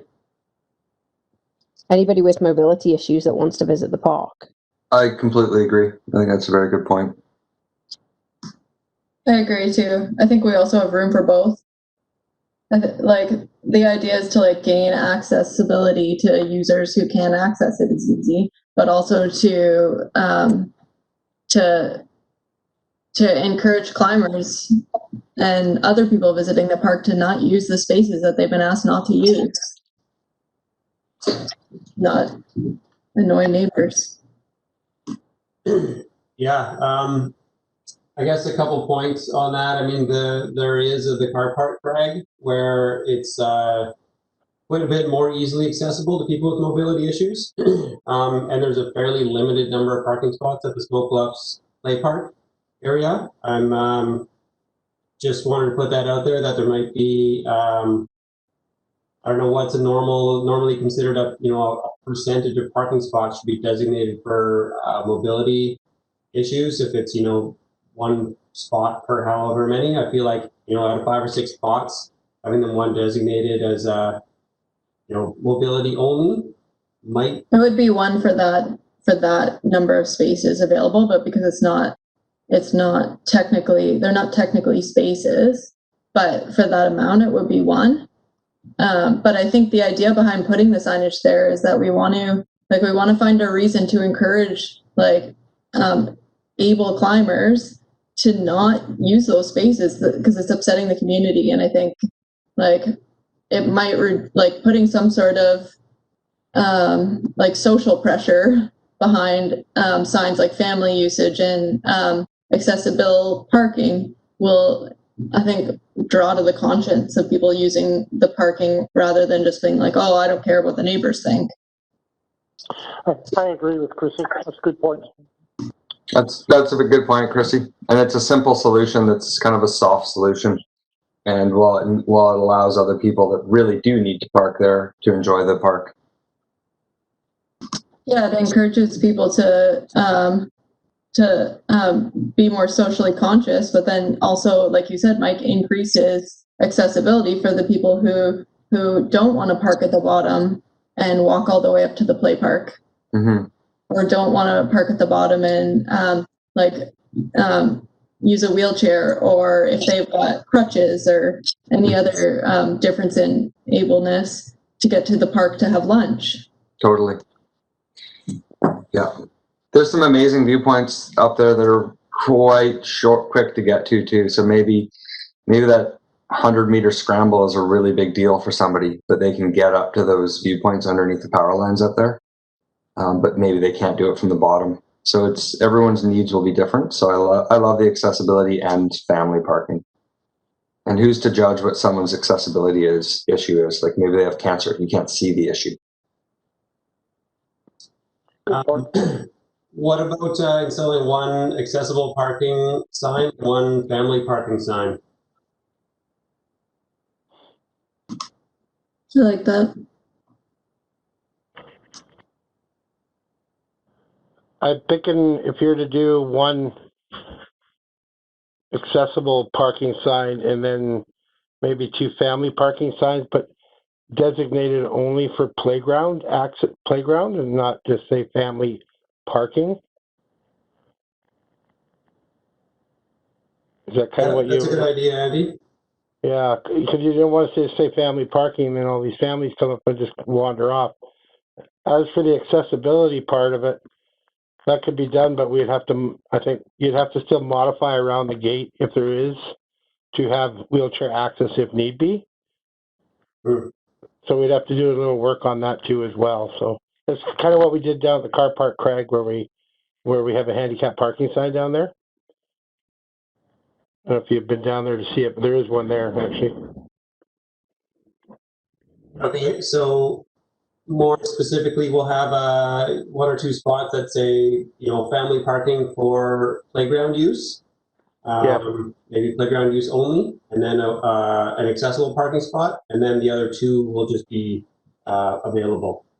Well, no, we'll just take all 5 spots, and we can use directional arrows to create those extra spots for family parking or accessible parking. Just attaching it to the sign, so. Attaching to the sign on the gate, is that what you mean? Well, yeah, when we put the sign up, we usually do directional arrows indicating that, and accessible parking may not just be that one spot, but it'll continue on to the next spot. I'm not clear on what you mean, Andy. What we'll do is we'll do 1 accessible parking and create the other 4 spots for family parking. I think there's 5 spots there. Okay, do we need all 5? Do we need 4 spots for family parking, or do we want to still maintain a couple for regular access? I'm not sure if that's what you were looking for. I know that some of the issues were that they didn't want regular access to be through that area. I don't think climbers should be. We built that parking lot at the bottom, so climbers weren't accessing it via Hospital Hill. Sean, are you here? Do you have comments on this? You live across from that, don't you?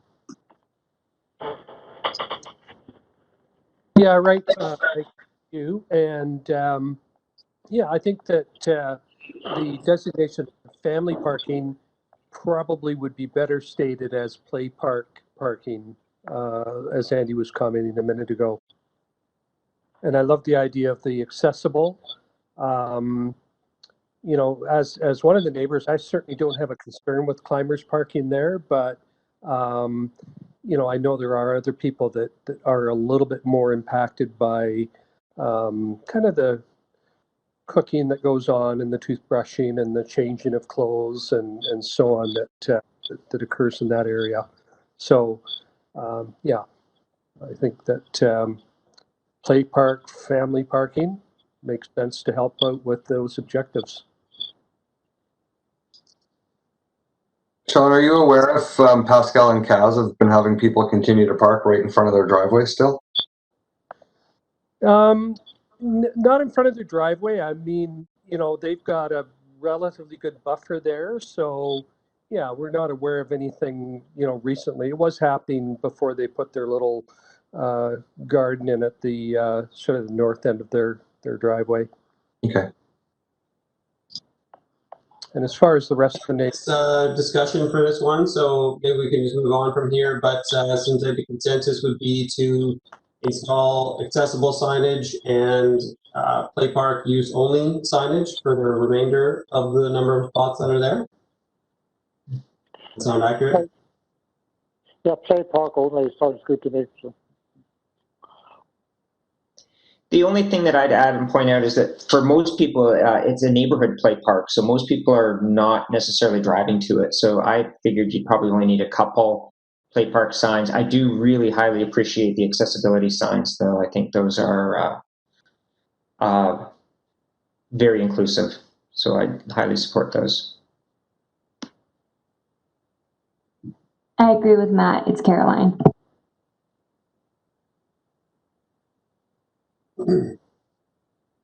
Okay.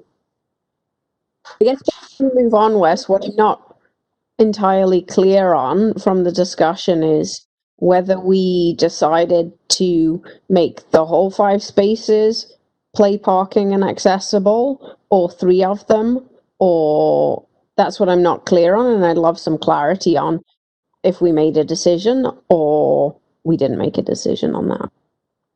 Would we like to have a vote or something, show of hands? Not everyone has video, but somehow to vote on the number of spots we want to. Go ahead, Asia. I would suggest doing a motion at this point. Okay.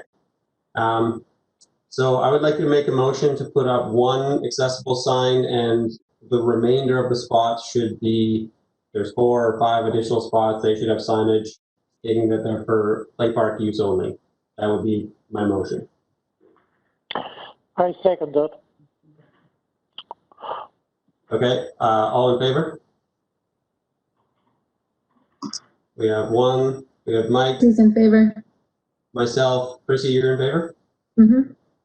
You only need to count those who are opposed. So there's no need to say if you're in favor. There's only a need to call if you're opposed. Okay, gotcha. Is anyone opposed?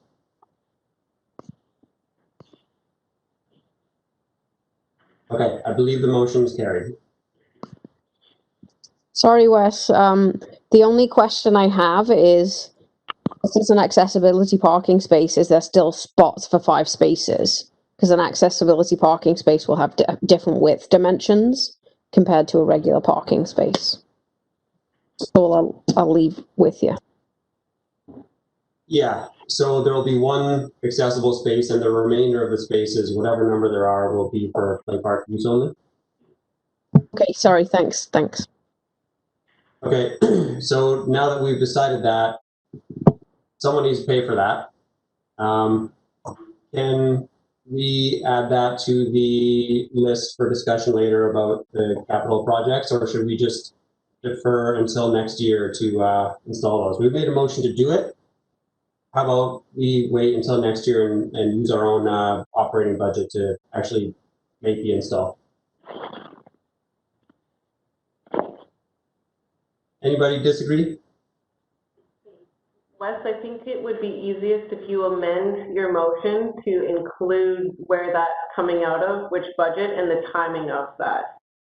Okay, I would like to amend my motion so that we will install one accessible parking spot plus the remainder of play park only parking spots in fiscal 2021 out of the Smoke Bluff Park operating budget. Would anyone like to second that motion, the amended motion? Mike? Okay, is anyone opposed to the amended motion? Okay, amended motion carries. Okay, thank you for that, Asia. Okay, moving on, update on the washroom options. Is that in regards to composting toilets or something up at Octopus Garden and or at the car park? So this topic, I'll just give a really brief back history. I think it came up during our walkabout, and it was in relation to the toilets that had been installed in some of the parks, other parks in the Sea to Sky area through the province or through Rec Sites and Trails BC. So I followed up with Alistair McCrone from Rec Sites and Trails BC and got some information from him.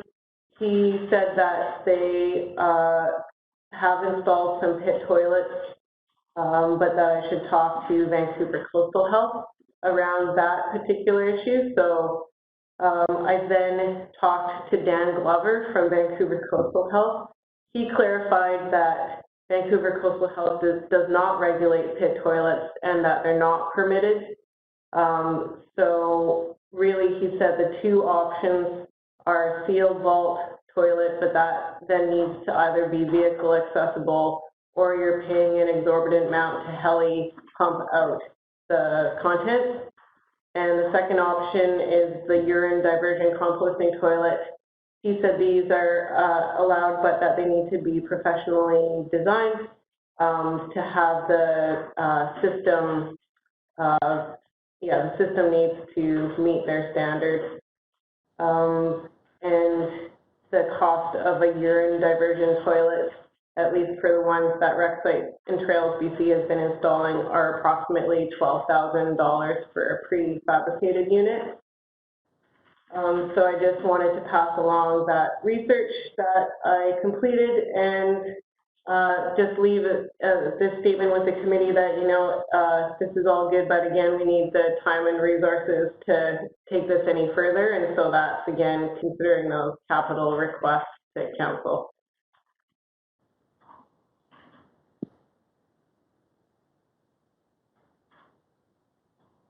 Okay, thanks, Asia. I really think it's important to have some sort of toilet facility up in the middle of the park in the Octopus Garden area.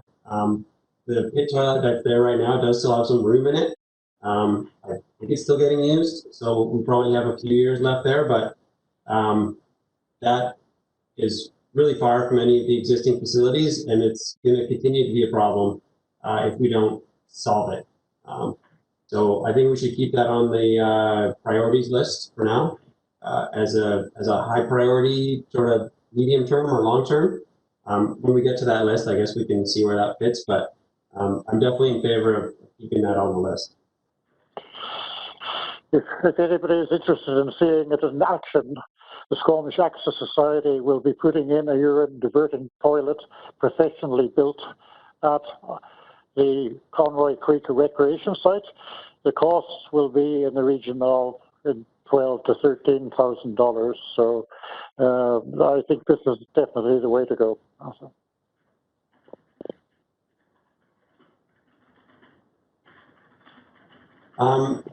It's a urine diversion toilet, Brian. Is it? Does it need some sort of septic field to divert the urine into, or do you operate on the inside? Yes, they rely on having a septic field for the urine. Okay, the fecal matter is not as they contain, but the urine goes through into a septic field. That is why it's called urine diversion. So, the one Squamish Access Society Also had one installed at Murin Park, and it's been relatively trouble and maintenance free. So. Thanks, Brian. I mean, for $12,000, that actually sounds like a pretty good price, and we can get a machine up on the loop trail right to the site there. Yes, the price I'm quoting is assuming you can get to the site easily. If not, you're going to have a volunteer party haul in materials, which is what we did at Murin Park.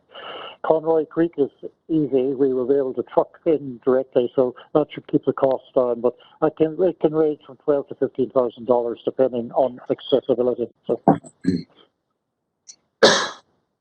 Okay. Well, it seems like costs may have decreased. I was hearing $25,000 in the range over the last few years. So maybe just as the technology has advanced and things must have come down in price. I'm sorry, what was your question? Have these come down in price over the years? I was hearing people saying 25 grand for installing them in the past. I didn't say 25 grand. I said the highest price is 15 grand, 15 also. Okay. Brian's a bit of the local expert in our community on it. That's awesome. Thank you for all the work you've done with that, Brian. That's really cool. Yeah, it's the way to go for sure. So. Yeah, right on. Okay, moving on to the next item on the list, update on the Japanese knotweed infestation. Sorry, Wes, should we put a motion forth that the district, that council considers funding for that for us for next year? Why don't we wait at the end of the list and put our full motion together? Cool. Okay, next is update on Japanese knotweed infestation at the north end of Smokehouse Park. I believe that's on the border of the rock quarry. Yep, just a quick update to keep the committee in the loop that the Sea to Sky Invasive Species Council has mapped the infestation, and they're planning to start treatment this fall. They're using budget from the district as well as Flinroe to do that treatment. So I just wanted to let everybody know that there's some proactive stuff happening there. Okay, thank you for doing that. That's been on the list of things to do for quite a while. So yeah, thanks anyway. Next item on the list, there was a complaint from one of our neighbors, the quarry site on the north end of Smokehouse Park. I believe has been having some issues with people removing the private property or the no access signs and potentially accessing the quarry site. And Asia, do you have any more information on this, or should we just look at the actual complaint? The only thing I would add is I think there's been a request from that land, that occupant there to modify our kiosk signage to remove the trails that cross that mineral leaf area, and so the district's made a commitment to do that and update those kiosk maps. We just figured we'd do it at the same time that we add the Dranka lands onto the kiosk map.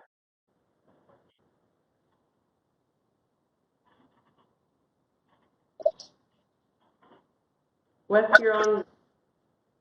Sorry. Wes, you're still muted.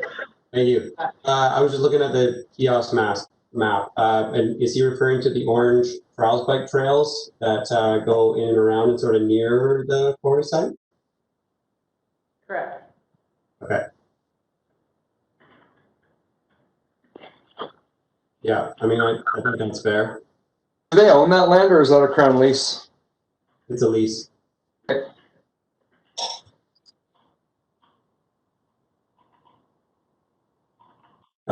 Okay, item number 6 would be the mountain bike line on the rock slab near the play park.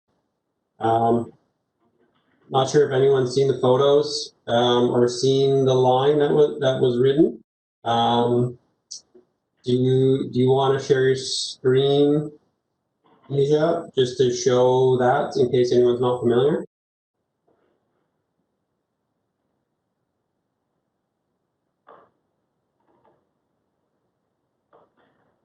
Wes, I'm just pulling up, this is the shot that you sent me, and then maybe I'll pull up the management plan.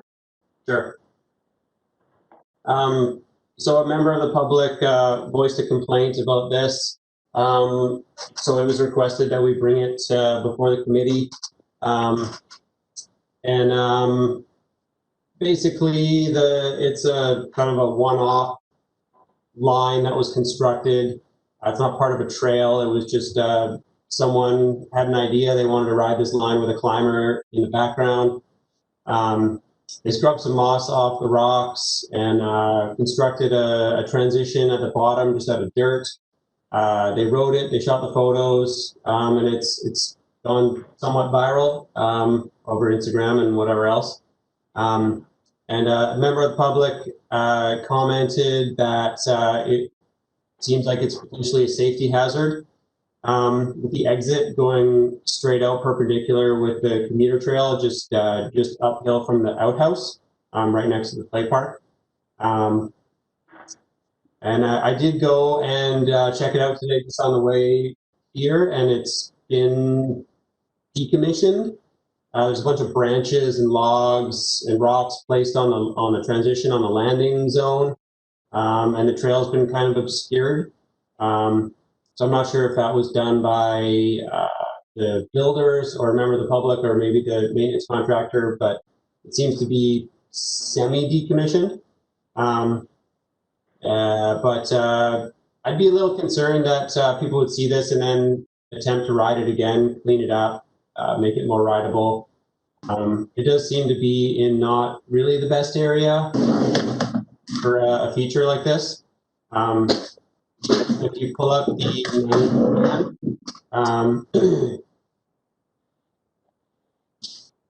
sorry, Wes, we're just trying to pull up the management plan. It just has these weird grid lines that have shown up, and we're trying to get them off the screen. But what page?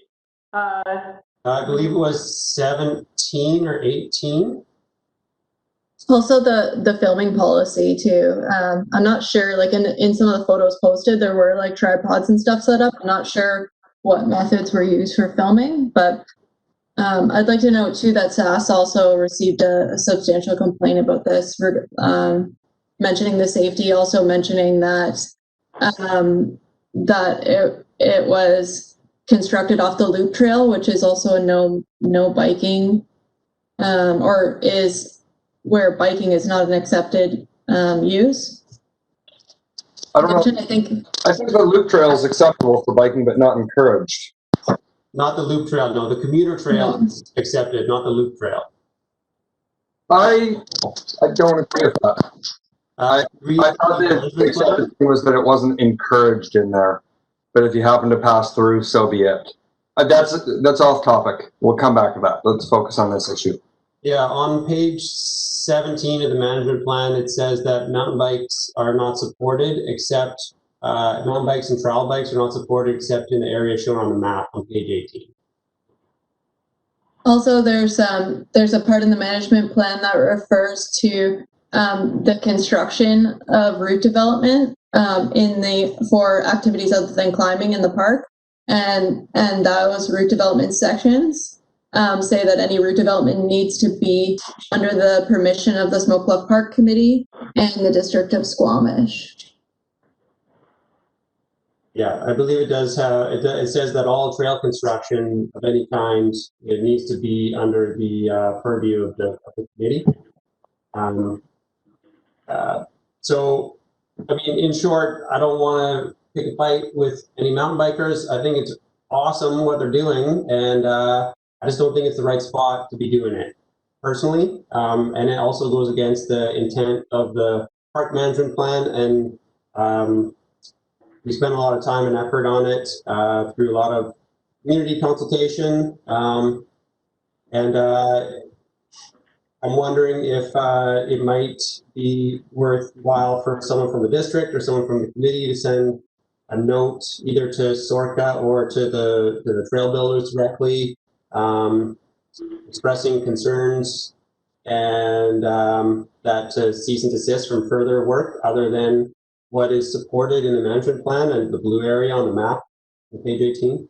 So Wes, if I can speak to that, I spoke with Sorka about this, and they weren't part of this operation at all, but they have agreed to communicate with their usership and their membership, reminding them of the Smoke Bluff guidelines. So that the use of cycling on the loop trail is not supported, and the guidelines about trail development, and in addition, the film policy. So Jeff and I said that we would touch base after, and they would come up with a communication. So we'll be working on that following this. Okay. I'd like to put up a little bit in here. It's entirely possible this was done as a commercial shoot and will show up in some sort of manufacturer's brochure, which case that was illegal filming in the Bluffs without permission. So that's another item. So.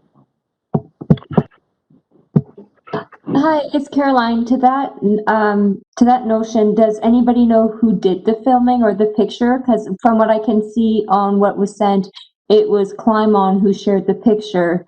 So is this just it's like two people, a climber and a biker friend who decided to do this and they made it viral, or as you know, Brian mentioned, it's a part of a bigger picture and it was done and we're not aware of it?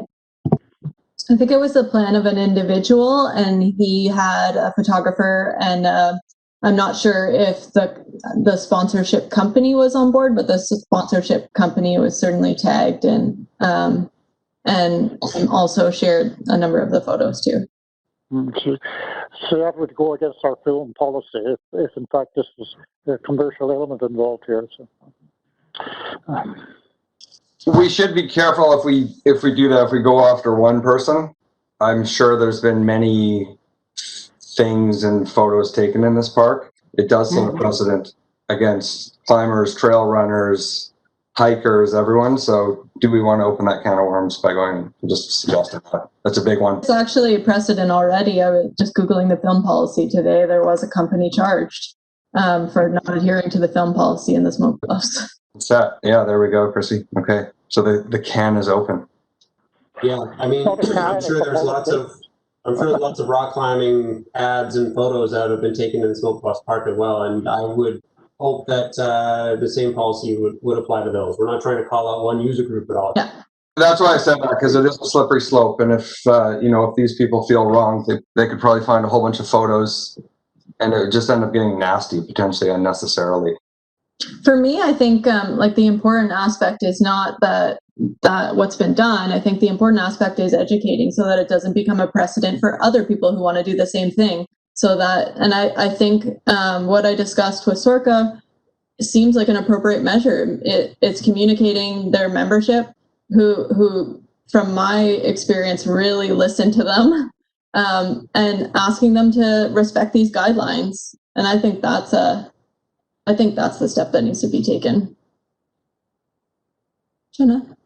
Yeah, I'll just jump in. I just want to thank you, Chrissy, for taking that first initiative and reaching out to Sorka. I do think that is an appropriate action to take. I think the education piece here is first and foremost, and I think we just don't want it to set that would actually be an established route, and I don't see that happening from this line. Not to say that it wouldn't, but it's a pretty unique line, and there aren't very many people in the world who'd actually be able to ride it.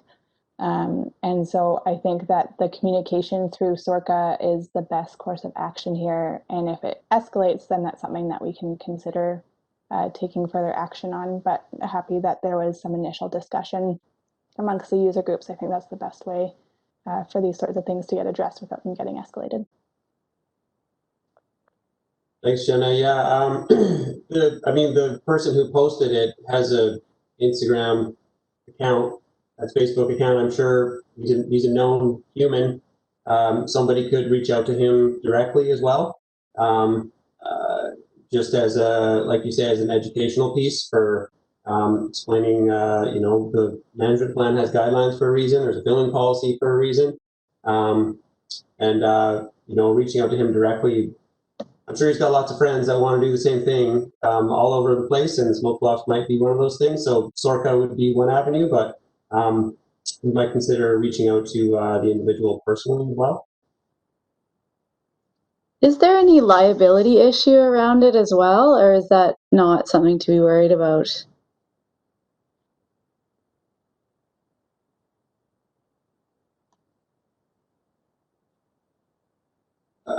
Asia, I don't believe there's any liability on the part of the district unless safety hazard to the general public has been created as a result of the trail construction. Or Gary?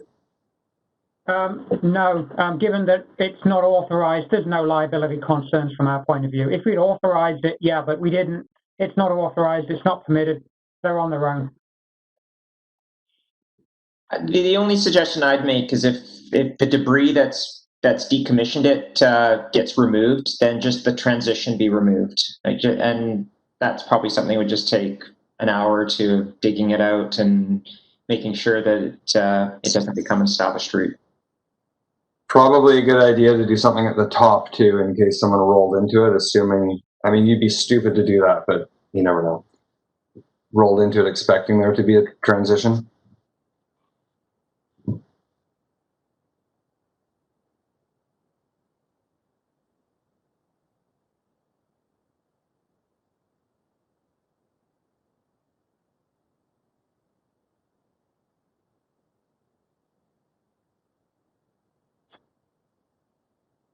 Sarah's muted there. Dan, or sorry, Andy or Sue, would one of you be able to talk to the maintenance contractor about digging out that transition at all? Not sure if you guys are still on there. Yeah, we can give them a shout.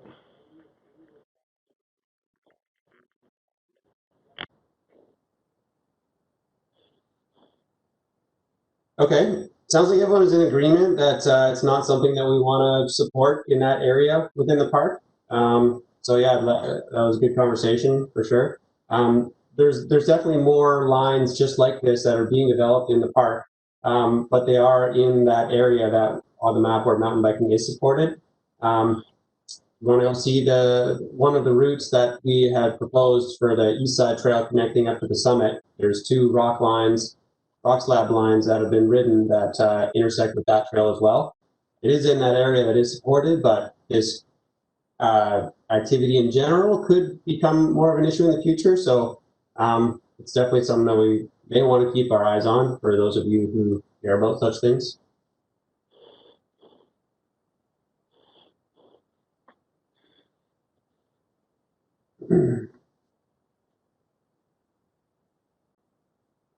Okay, I think that's pretty much it for that one. The last one on the list would be the Upper Mancomb Blind Channel Kingswood Development Footbridge Crossing Alignment. Is this something that we need to go off camera for discussing this at all? Asia or Gary? Sorry, Wes, I'm just not crystal clear on what the intent of this item that you've brought forward is. Maybe you can just give us a bit more of a description and we can make a determination. Sure, yeah. A member of the public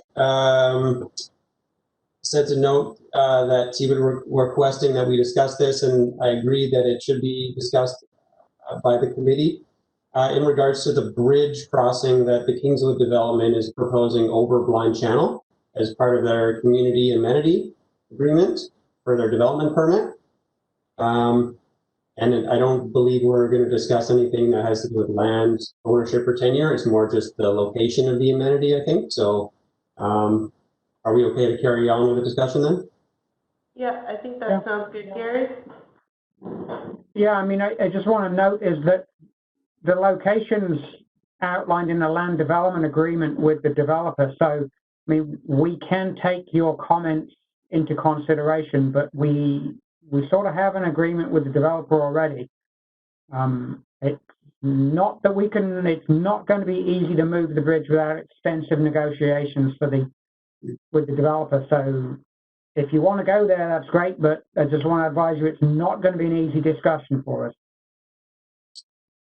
Okay, well, I said I'd bring it up for discussion, and I think it's a pretty valuable piece that we should talk about because it's going to be a long-term permanent fixture. So maybe, Asia, you could pull up that Upper Round Plum Blind Channel Footbridge Crossing Proposals document and share your screen. Just to clarify, would you like me to pull up the latest plan that the district has from the developer, or do you want the... Sure, let's look at that one first. Okay.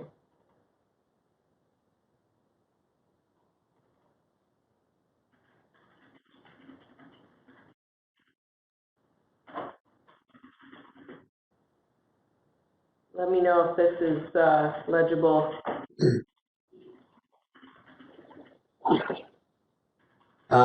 Okay, so what we're seeing here is the highway bridge there on the left over Blind Channel, and then at the south end of Blind Channel, that's the proposed development. And then the bridge is shown in the top right-hand corner there, basically going from the end of the Kingswood development or the edge of the Perry private property across Blind Channel over to approximately the north end of the in on the water there, the hostel, or just at the Rose Park parking lot. Is that accurate? I don't know if the alignment has been totally finalized, but I think in the land development agreement, it just says that it connects into Rose Park. And this is, I think, showing that it's a little bit farther north from the hostel. It's not adjacent to the hostel. It's more north than the hostel. Okay. Just a little background on sort of how this came to be and why this is up for discussion is that originally, can you pull up the other one that I sent?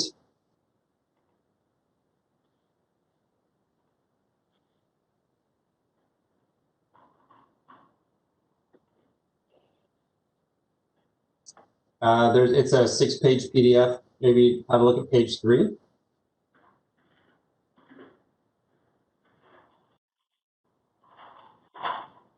So this was kind of the original vision for the park access, and right in the center of the drawing, it shows a footbridge across a narrow part of Blind Channel onto that spit of gravel that comes out into the channel, and then following that green dotted trail to the north would carry on with the east side of the Blind Channel Trail.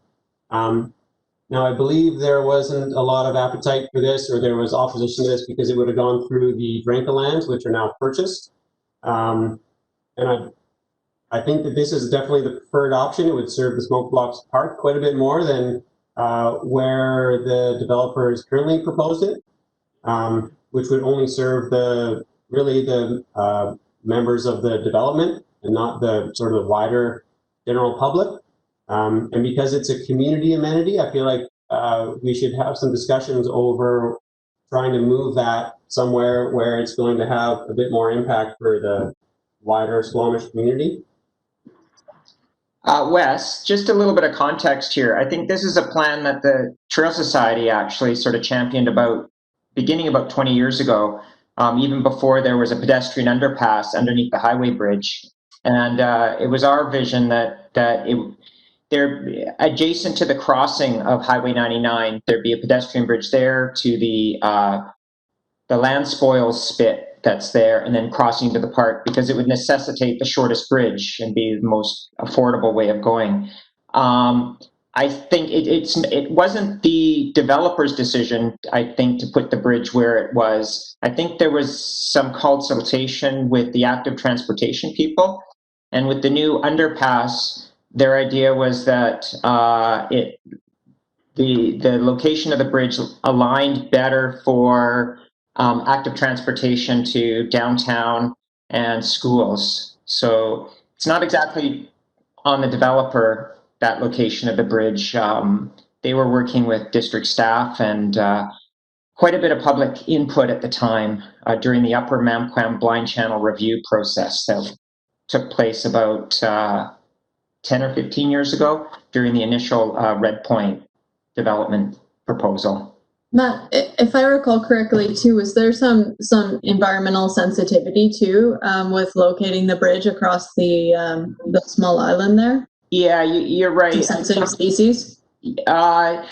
It's more, well, it's really just dredge spoils. So there was talk about removing it and also making it like a bird sanctuary or something like that. So, yeah, I think there's some appetite in certain communities to actually convert that to an island and leave it as a sort of a natural, like, bird refuge type of thing. But I can see from like our initial development the convenience of going that route, but there was a fair bit of consultation that went through, I think, into that decision process that put the bridge where it is currently located.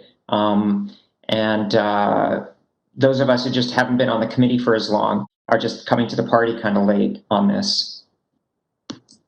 I had a question for the district. I'm not sure if you guys can even answer this, but is there any capacity at some point, like where that blue trail is with the arrow? I know that goes through the Beckham property. Is there any capacity for a right-of-way or at some point to have that entire trail, now that you guys have purchased the Drenka lands, have some sort of connectivity or like a memorandum of understanding or like some way to bring that connectivity from like all the way along the channel? Or is that kind of off the radar for good? It's certainly possible. It's not impossible. We've done it before. We could do it again. It's not on our to-do list, but it's possible. And Chrissy, I think that's another reason why the bridge was located where it was, sort of at the north end of the development. There was that was part of the Beckham's preference too. It was one of Perry's suggestions at the time too, was locating the bridge there. Okay. Yeah. I was also concerned about people trespassing on his land. Well, for sure, and and there's no access there right now. And they used to have it open many years ago, but I think it's obvious. It's up to the property owners coming to an agreement with the people that, yeah. I'd also like to point out that the safe routes to school, people have sort of identified the access from Hospital Hill and from Valley Cliff to use the underpass under the highway and go to school that way. But the Hunter Trail is not at a safe grade for most people to navigate, and there's not really a safe, easy route to go that way. There's a circuitous roundabout time-consuming route. So as far as using the proposed footbridge at the north end of the Kingswood property there for commuters, I mean, there's already other options to get from that area to downtown. Yeah, I'm not sure what consultation led to the bridge being there and sort of what people in Squamish that would serve. I definitely think that, as the Smoke Bluffs, people who want to stick up for the Smoke Bluffs, I feel like that, improving access to the blind channel area and, highlighting this amenity that we have and having it be more accessible from downtown to pedestrians, I think would be a good idea. So, yeah, I just wanted to put that out there and see if anyone else agreed, or if anyone is fine with the way it is now, or if anyone wants to kind of push this forward. I'm fine with it as is. And again, without a carrying capacity study, I'm cautious of pumping more people into the park without an investment from the district with proper facilities and parking and bathrooms and all that other stuff that is already starting to become an issue as the park's popularity increases. And something like this is definitely going to increase the park's popularity. So to best serve that development and perhaps also the people commuting from Valley Cliff and Hospital Hill into downtown, which I think that one on the screen there would do a better job of that. I know coming from Hospital Hill into downtown, the current route over the bridge and down and around past the hostel and back under the bridge, it's super weird. It's indirect and it's sketchy and gross going under the bridge. So I think this is neat the way they have it. This question's for Gary Bucks. I've been sort of in talks with the people for over 10 years about this bridge. It was my understanding that we would be moving forward this year. What has happened to the timeline? I'm not sure if you're on the file, Asia, but as far as I'm concerned, it's not a 2021. It's not in the first phase of their development, and the first phase of their development may get started next year. So at the earliest, it's 2022 if they get going next year. Okay, thank you.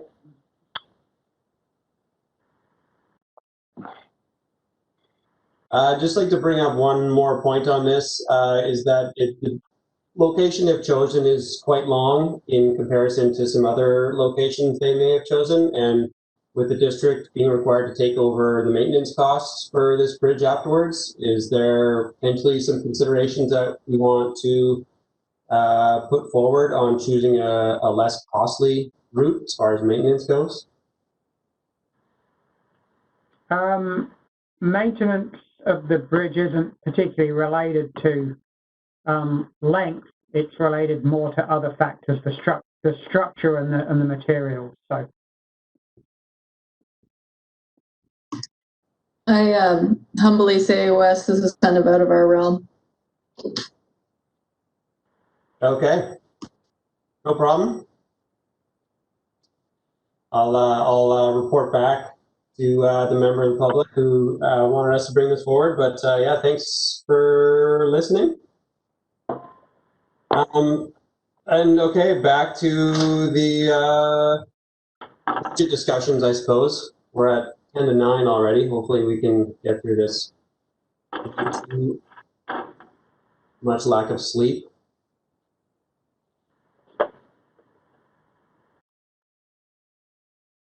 Was everybody able to get the email for the attached spreadsheet?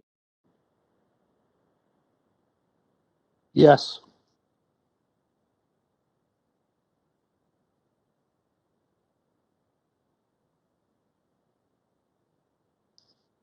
Great. Wes, do you want to lead the discussion? I mean, we already covered off kind of the first few items on the table. I think you guys had kind of made it through, so maybe the best place to start is to review the items that we covered off in the roundtable tonight to see if there's any other additions, and then move forward with prioritizations or motions.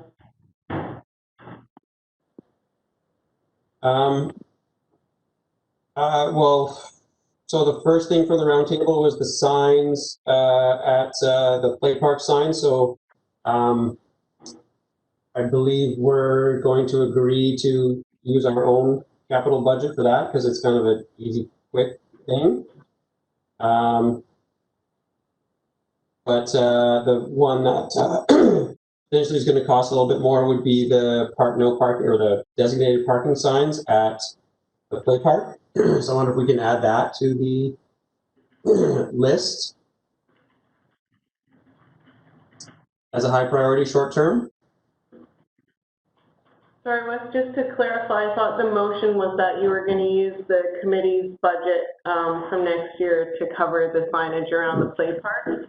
And I just also mentioned the first item was the traffic calming on the commuter trail by the play park. Sorry, yes, I believe both of those we were going to use the committee budget for.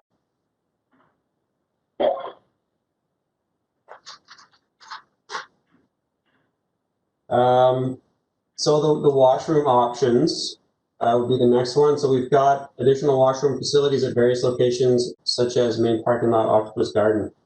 So we've got that as a high priority already. Do we want to maybe put a $15,000 price tag on there and put that into potentially one of our capital project asks. I second that.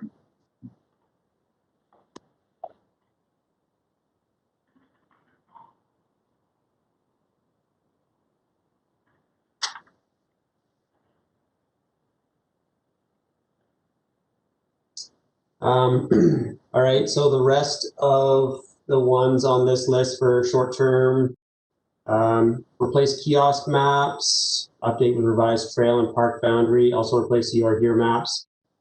We've already done the kiosk maps ones. I understand we're gonna do it again without the trails near the quarry on it, so I don't think that needs to be on the list as a high priority. Install new road signage at park entrance off Loggers Lane in alignment with District of Squamish wayfinding program. We've got a high priority on that. I mean, it is important to direct people to the park, but like Mike says, it's also nice to have our own little private park. So there's pros and cons there. To be clear, I'm not suggesting we have our own private park, but I do think we need to be very educated going forth as Squamish becomes more populous. I think we need to know how many people are in there, what they're doing. A simple carrying capacity, this formula is out there. This is not rocket science. Like the district staff know this. When you have a certain number of people in a public space, you need a certain amount of infrastructure. So we need those numbers before we move forward with anything. I also do think we need to ask ourselves as a park committee, and council should be asking themselves, who is this park serving? Squamish is becoming a global tourism destination. Are we serving the tax-paying residents, the people who've moved here because they love this town? Or are we serving and potentially compromising our own municipal park to the needs of tourists? And I think we need to have this difficult conversation, and we may not all be on the same page with it. So I'm not saying it's our own little private park, but we need to really look at what's going on, what this is all about.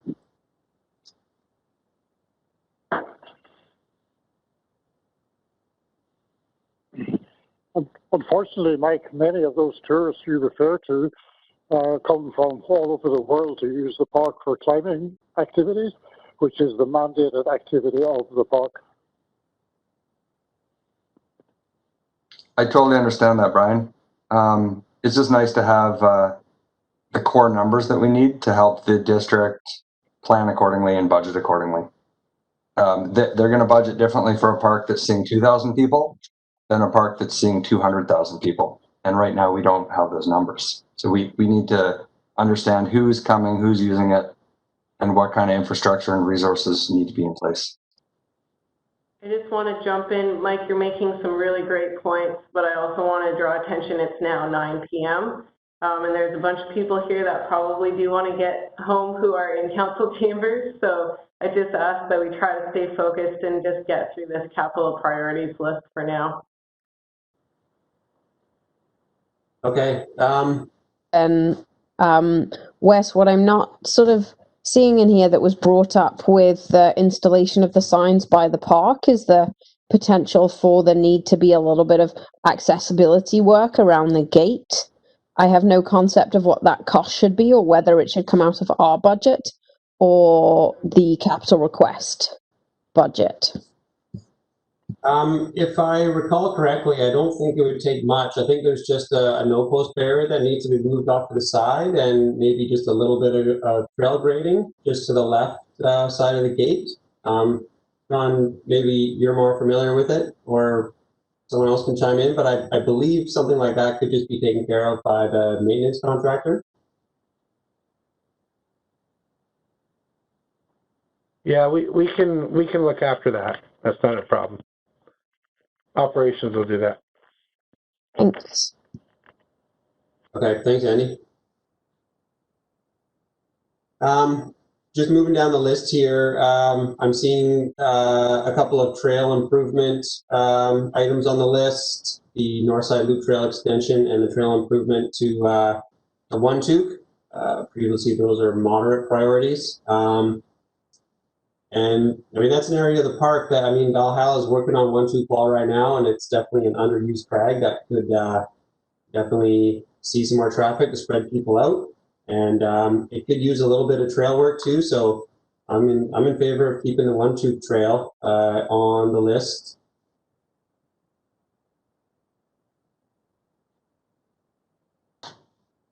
Again, I wish Spencer was here to speak about this. I think we need to have a temporary hold on trail work until we have a bit better understanding.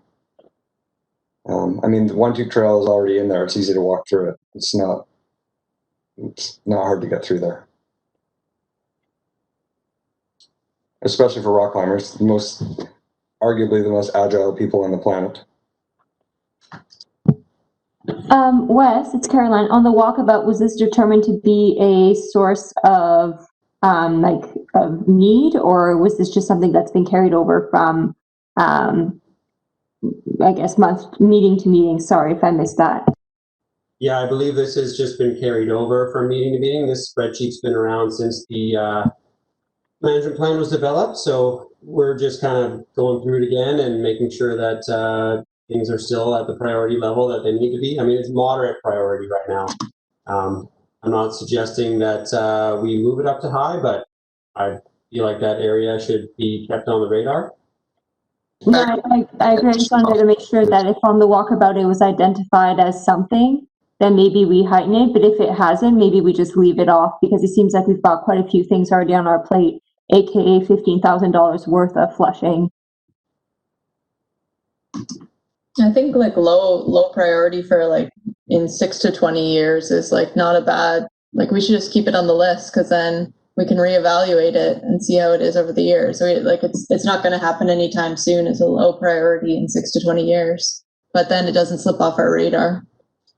I agree, Christy. I'm not saying we take it off at all. So thank you. I'd actually like to see the create additional access along Blind Channel and reopen the climbs in that area, move to high priority short term. I don't think there's a lot of capital expense to go with that, because we do have volunteers and some of the local shops that have offered to help out with the reopening of the climbs. But I think we should establish it as a short-term high priority. Yeah, I definitely agree with that, and it's been on the long-term priority for quite a while because of the lands issue, and now that that's been solved, I'm definitely in favor of elevating that one. I'm not sure what that means, though, as far as a capital project priority, unless we can come up with an actual activity or a number or something that we need to do there. Maybe we could, allocate a certain amount of money for hardware replacements, or additional work to do some brush clearing.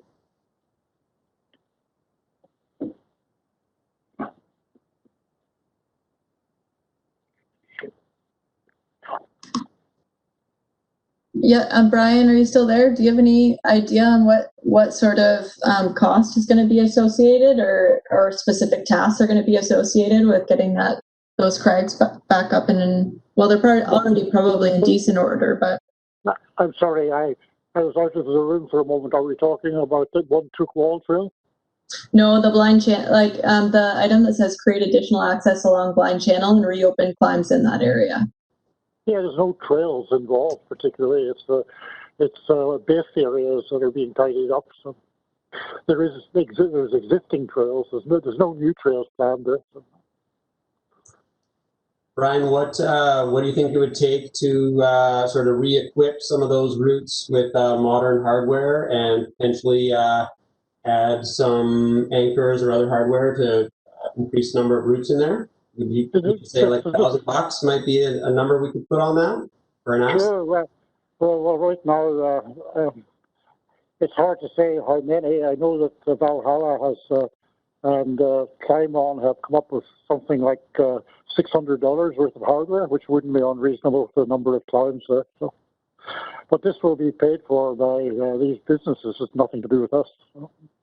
Okay, but in addition, and for future climbs in that area, it's a pretty nice spot. I feel like the district would be, not in such a bad position to contribute to the redevelopment and the continued development of those crags. So, oh, absolutely. There's all sorts of potential in there that will evolve just the way right along Blind Channel. There's a zip at one end, and then there's the free and easy crag at the other end, and in between there's a significant amount of development available in this. Am I missing something here? I mean, what exactly is the question here? No. I think just the question would be what can we put a number to into our motion to request a budget? When you're talking about anchors, typically the district only replaces anchors for anchor hardware. They don't replace advancing hardware, which is a totally different thing. The hardware that is equipping the climb to advance through the anchors is paid for by the route developers and by the climbing community.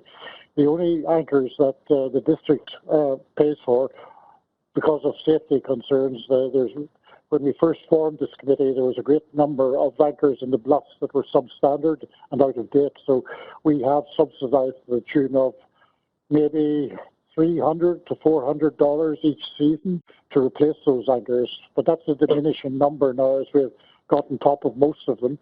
In the future, most of the hardware will be undertaken by the climbers themselves and climbing organizations and our local firms. So there's no real number. If you budget for $500 for anchor hardware for the rest of the park next year, that would be fine. Okay. Okay, so to refresh that, maybe $500 for anchor hardware, and maybe the other 500 of that 1,000 just could be for additional resources that can be put towards cleaning up the area or any trail maintenance that need to happen. Yeah, we will need some help there. I mean, stuff like getting rid of debris and stuff that's unearthed as we redevelop that area. It is an industrial area. And as people develop the crags along there, they will come across anything from old bathtubs to engine blocks and everything in between, and that stuff has to be disposed of. So we need some availability of funds to find that. Yes. Okay, well, let's leave the $1,000 number on there for now, and we can sort of allocate whatever's needed for it. But From my perspective, I think the major expense going forward in terms of trails and crags is the actual loop trail. Needs a considerable amount of machine work to be taken care of. Nothing has been done to it for many years, and we need to start thinking about routine yearly maintenance in each part of the loop trail. So instead of worrying about the stuff that we will be redeveloping down at the Blind Channel. So that's just my view. Brian, we have on that list there trail improvements, loop trail to One Took. So is that specific to the loop trail machine area, or is there an area you can think of specifically that we could put on that would need attention first? Well, I would imagine the very first part going up from Kids Park is getting badly eroded. It needs work for sure. So we just need to. Could we put that just from the Kids Park up to Pixie Corner? Or? Yes, exactly. That area needs attention badly. So that was one of the first areas which was machine built, and nothing has been done to it in the intervening years, and it's starting to look pretty rough. It really needs some work. So. Yeah, I think essentially that section trail needs a resurfacing. Yes. Using some 3/4 inch minus crush, which would we could access from the play park, and we could get up there with small dump truck machines that some of the trail building companies have. That's the sort of thing that our contractor land luggers do that stuff very well. They've built all those trails with their Mini X, and they should be contracted to do that stuff. So. Do you have a rough idea of cost? I would estimate that section probably. Keith has a number. I can't remember what it is offhand. I wouldn't see it being more than $1,500 up to Pixie Corner. tops, probably less. So, but Keith could give us a number very quickly on that. It's not a problem. So, but if you budgeted $1,500, you'd probably be fine. So. We'd have to include the cost of delivery of the material and purchasing of the material as well, unless the district would, Again, we'd have to ask Keith. I mean, I find him to be very cost effective over the years, so he'll get it done at the best possible price for us, for sure. So. Okay, we need to bring in material. Sorry? I totally agree that needs doing. It's quite washed out right now. So yeah. I'm not sure. You're probably right that we'll need some riprap or kind of hard pan to put. Matt Parker might be able to step in and sort of weigh in on this one, but I would suspect it needs some sort of road bed or something to improve it. So Matt, what do you think? Well, I think Keith's machine work and whatnot might come in at a grand or a couple of, but I think if you're planning on adding a trail surface material, then it'll be a little bit more than that. And it's challenging. During the wet season is a good time to work on that to get actually compaction and whatnot there. I would say get some quotes. And then we know how much it would cost. Yeah. Can we add it to the list and somehow get a quote before the budget goes in for it? Well, what's the timeline here? It's pretty quick, like right away. I think Gary was saying. Depends if I can probably do that if I can get a hold of Keith. So he's usually pretty good. So what do you want me to do? Get a quote for Pixie Corner to Kids Park? I don't know if we have time for that though. If we need to put numbers on this stuff tonight, what about just putting like a $5,000 number on it for general trail maintenance within the park? Yeah, that would be probably prudent. Yeah. Sure. Chrissy or Jenna, I think you had your hand up there. Yeah, I'll just jump in on these budget deliberations and just give folks a little. We had a council meeting a week or two ago where we talked just about very high level about the priorities and direction that we want staff to take on this budget that's coming up. I think somebody did mention it already in terms of some of the tough decisions that I think the council is going to have to face in terms of limited budgets. We are still in the midst of the pandemic, so appreciate that there's lots that needs to be done within the Smoke Bluffs, but I just encourage folks around the table to really take stock of prioritization. We've spoken with our staff about what is realistic and what can we actually achieve and what have we not achieved through the last 9 months of this pandemic because it's more difficult.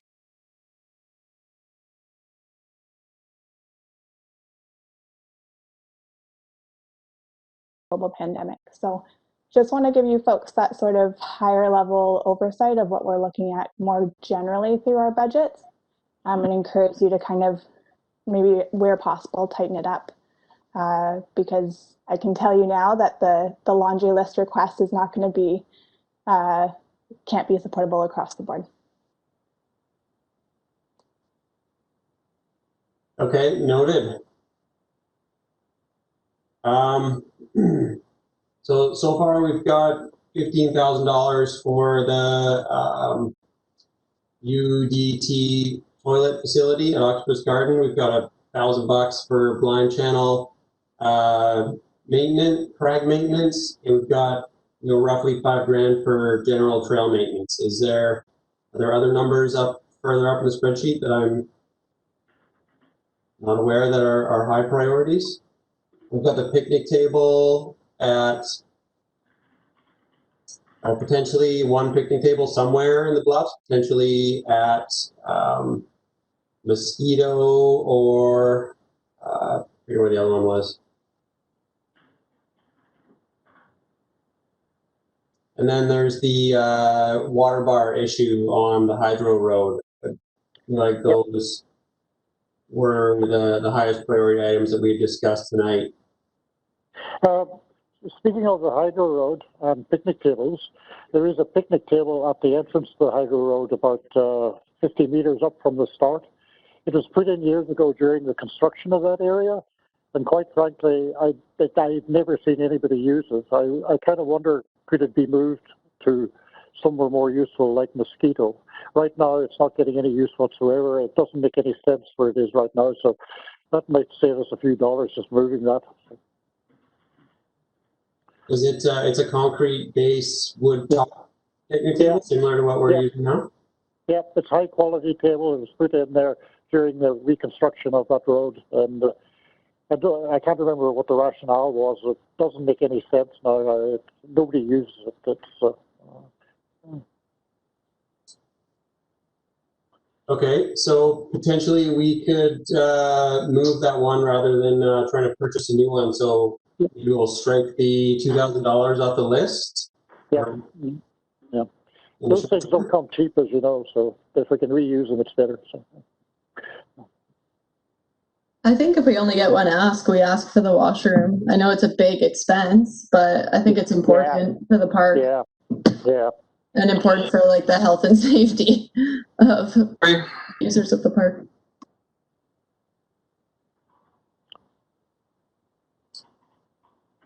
Yeah, I mean, of everything on this list, you're right, Chrissy, like everything else is, you know, stuff that we've been living with for a while and that, you know, we can probably continue to live with. They're all sort of nice to-dos, and with a bit of creativity, we can probably come up with some workarounds or, you know, some volunteer stuff and or getting donations. But yeah, that's a new washroom at Octopus Garden, I think, is a pretty high priority, if not the highest on this list.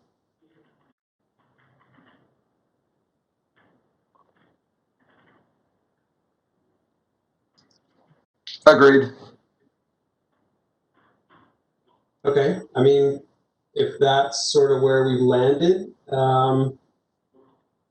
we want to make a motion to ask council for this. And then also there was the question of the operating budget for the park.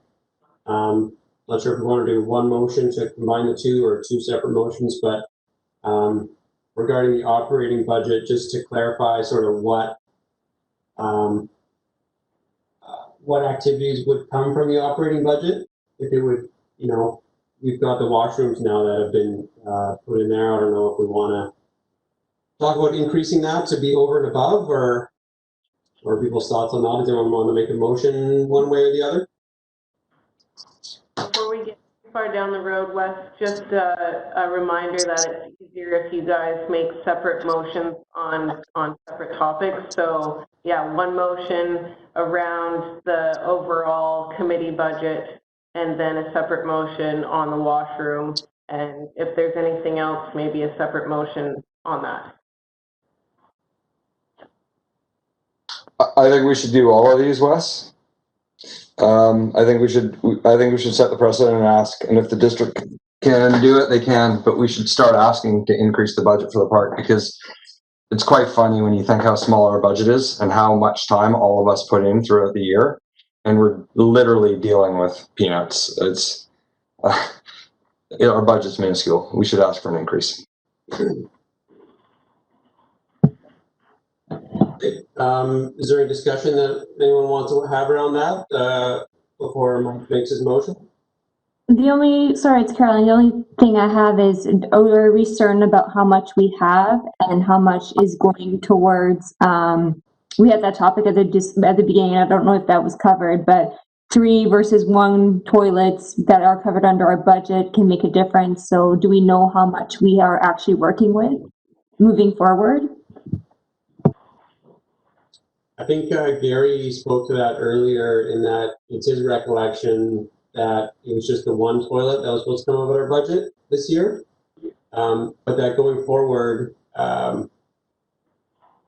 think they're still in discussions on what would actually come out of the park budget. I'm happy to add everything on our list. As Mike said, we do have quite a lot, and if our budget is going to be taken over by other things, I think we need to start thinking about asking for more, so that we can actually put some appropriate effort into some areas. Not sure how everyone else is feeling about that. Mike, do you have a number in mind for what you think the budget should be, something reasonable?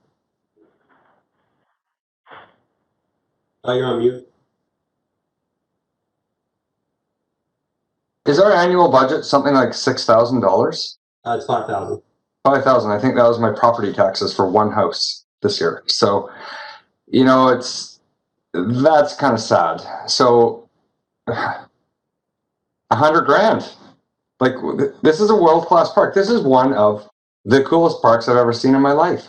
We need bathrooms. We need trails. We need signage. We need education and advocacy. We need studies done.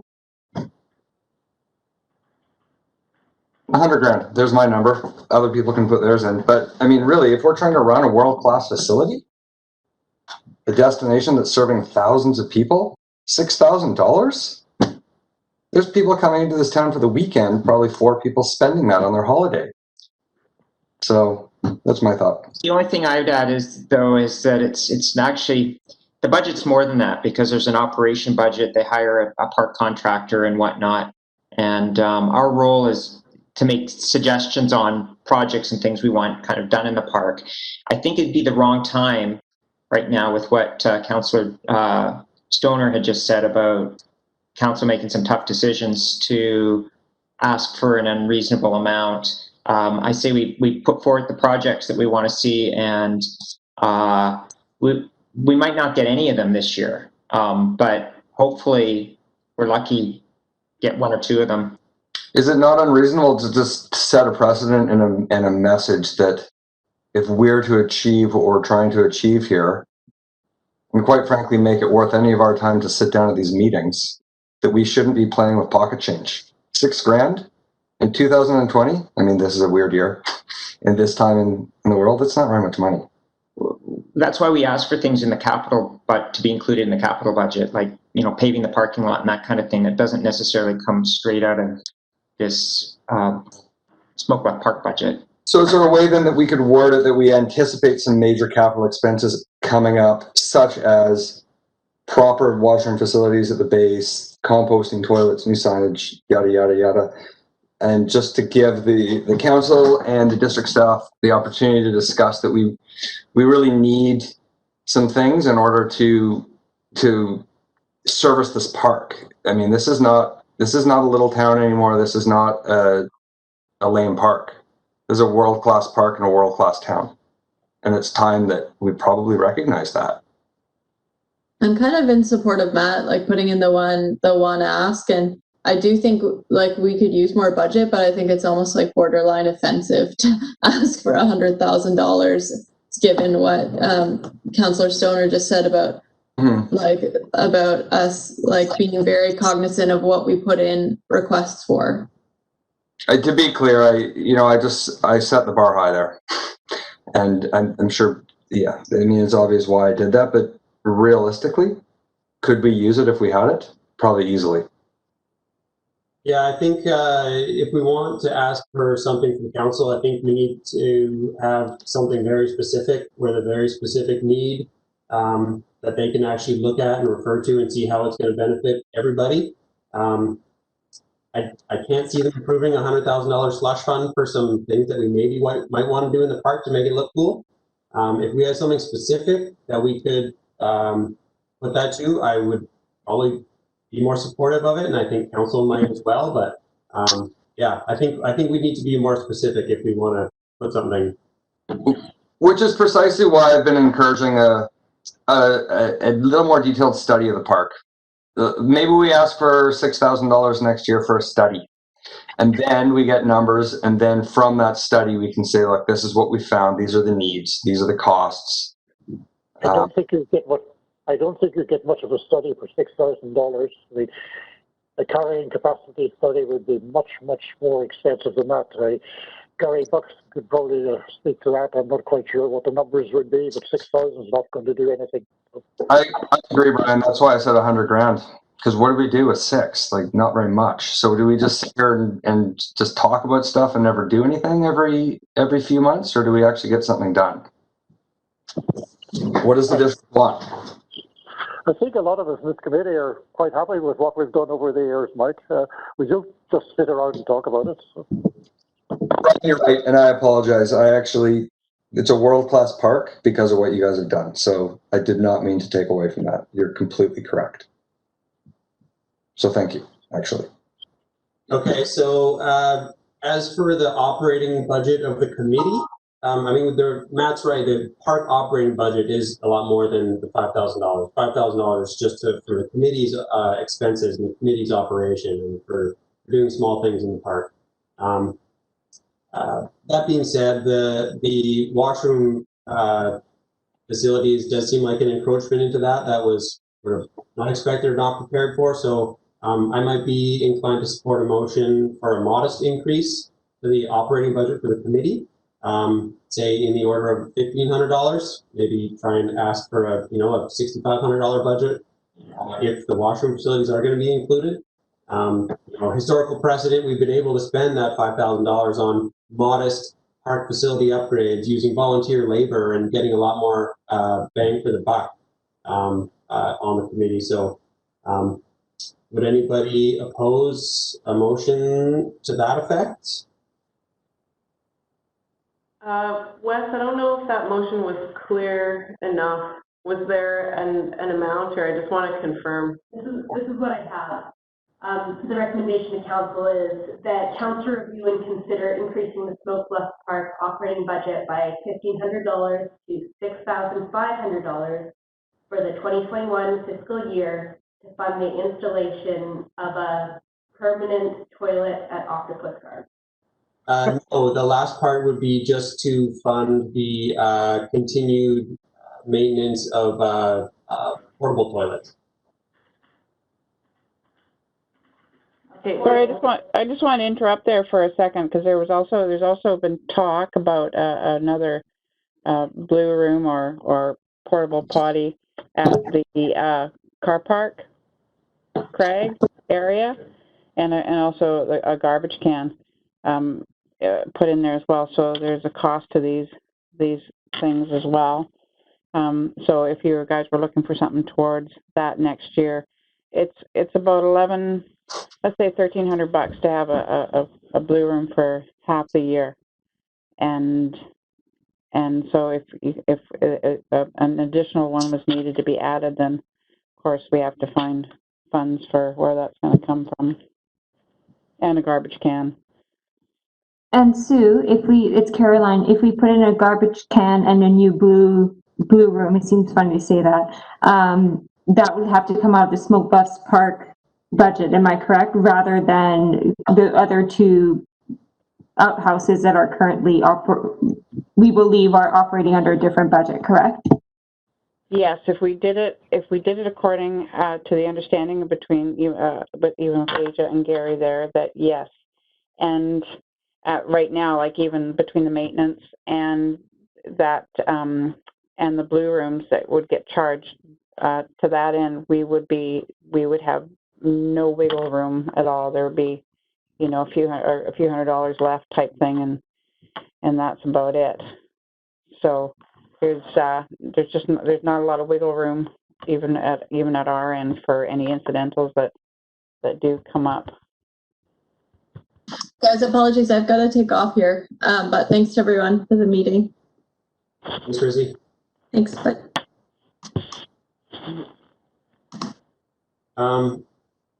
Okay, so I believe we've got a motion to increase the committee budget to $6,500. Is there any more discussions around that, or does anyone want to second that motion? I'll second it.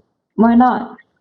Okay, sorry, I didn't see who that was. It's Caroline, sorry. Let's go for it. Let's see what we can get. If we can get something good, if we don't, we just work with what we've got. Okay, so the motion carries then? Or that'll be the motion to council? You just have to call to question, so those in favor and those opposed. Okay, is anyone opposed? I'm not seeing anyone opposed, so then the motion carries. Okay, so for a second motion, potentially would be to request some of these items off of our priority list. And we've got the repairing the hydro road with some additional capping material. We've got the washroom at Octopus Garden, and we've got some Crag maintenance at One Channel, and we've got a garbage can at our park. feel like we could tackle the garbage can somehow and the Crag maintenance and the hydro road stuff. I feel like we could kind of work our way around those for now and figure that out with our operating budget, or, you know, be creative there. But the outhouse or the UDT toilet at Octopus Garden, I feel like is a fairly big thing that we're not going to be able to do on our own. Seems like something that we can, you know, point to a real need, a lot of community support for, something specific that the district may be willing to support. So would anyone like to put forward a motion or discuss potential motion to request that the toilet be installed at Octopus Garden? I don't want to be a party pooper or anything, but I'm just realizing that there's very few people left on this call, and I don't know if we need quorum. So I'm not trying to like disturb things and mess it up, but yeah, I don't see a lot of people from our committee, and I don't know if we have quorum. Yeah, Asia? Yeah, Caroline, we're still good. We've been monitoring it. So we have 6 and the minimum is 4.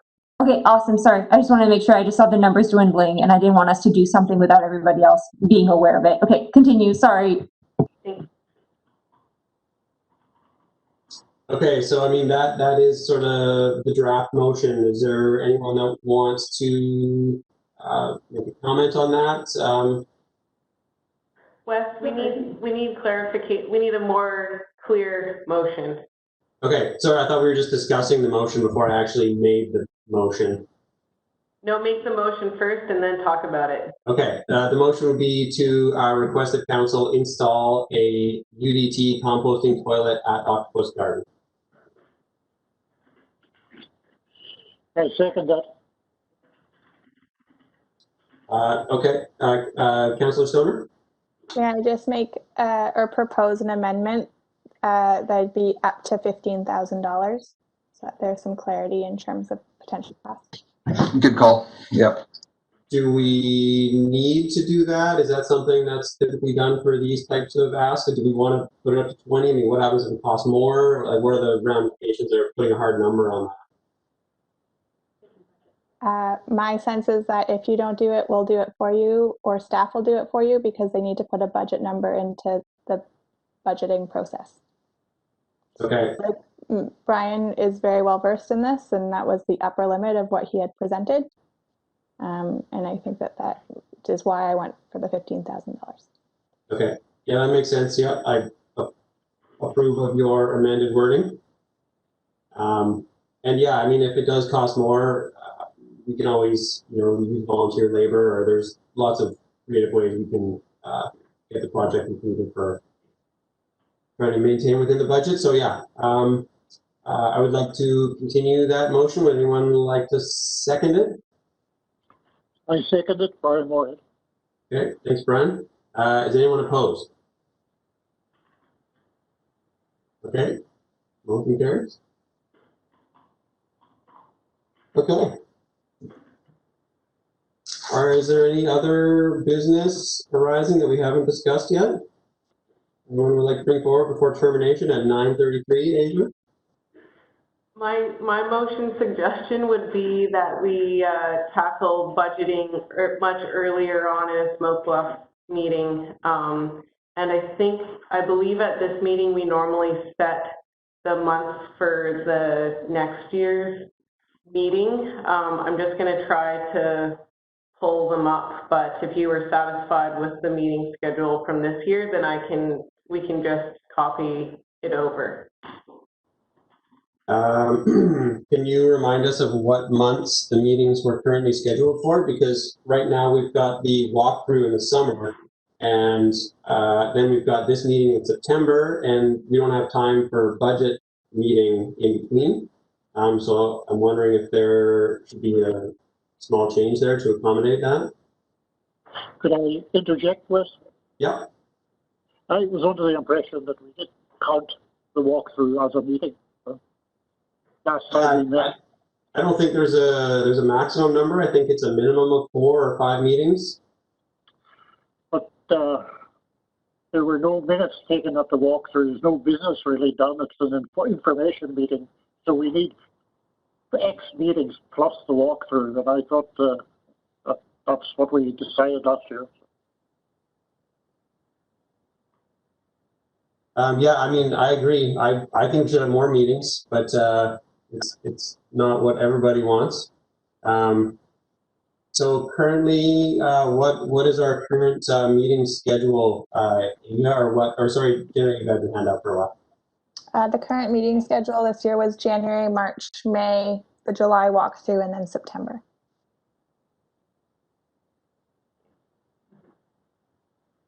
So may I suggest that,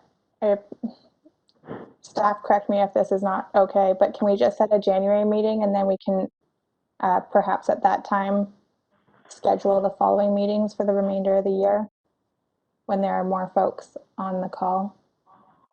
Yeah, it sounds like that would be acceptable. January? Yeah. Yeah. January.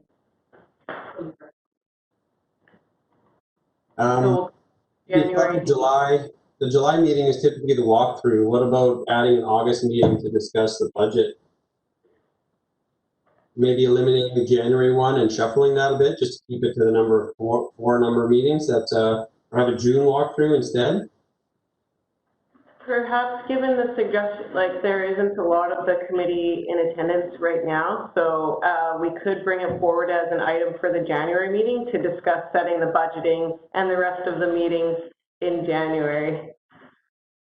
I'm fine with that. Do we need a motion for that sort of thing, or is that just something that we can remember? Yeah, I'll make a note of it and make sure it gets on the agenda. Okay. Okay, were those the two things that you brought up at the end there, Asia? The meeting schedule and just getting the budget discussions in earlier, or was there something else? Just one last thing really quickly. We're in the middle of updating our marine zoning, and a portion of that covers the upper Mamquam blind channel adjacent to the Smoke Bluff Park.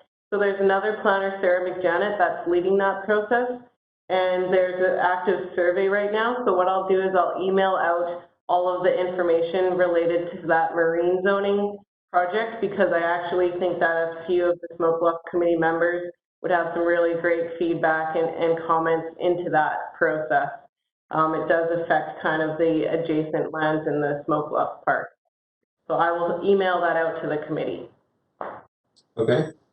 What do you mean by marine zoning? Just the land surrounding the marine environment? It's the zoning, so we have the legislative ability to zone water. So it's developing zones that cover those water lots, and they look at stuff around recreation, like the addition of docks or environmentally protection for environmentally sensitive areas type zoning. So we're doing that across the board for all of the district water area. Is that something that was typically the federal responsibility, or is that something new that's we now have the ability to do, or just our... Sorry, Wes, it's just overlapping jurisdictions, so there's still the federal and provincial jurisdictions. It's just that the district has the ability to zone those lands, and we're going to action that ability. Okay. Okay, fantastic. That's it. Motion to terminate. Seconded by Matt and Councillor Stoner. I'll do too. It's been fixed. Okay. Yeah, thanks everybody. Thanks everybody. Nice work, everyone. Have a good night. In terms of chairing virtually, it's not easy. Yeah, thanks.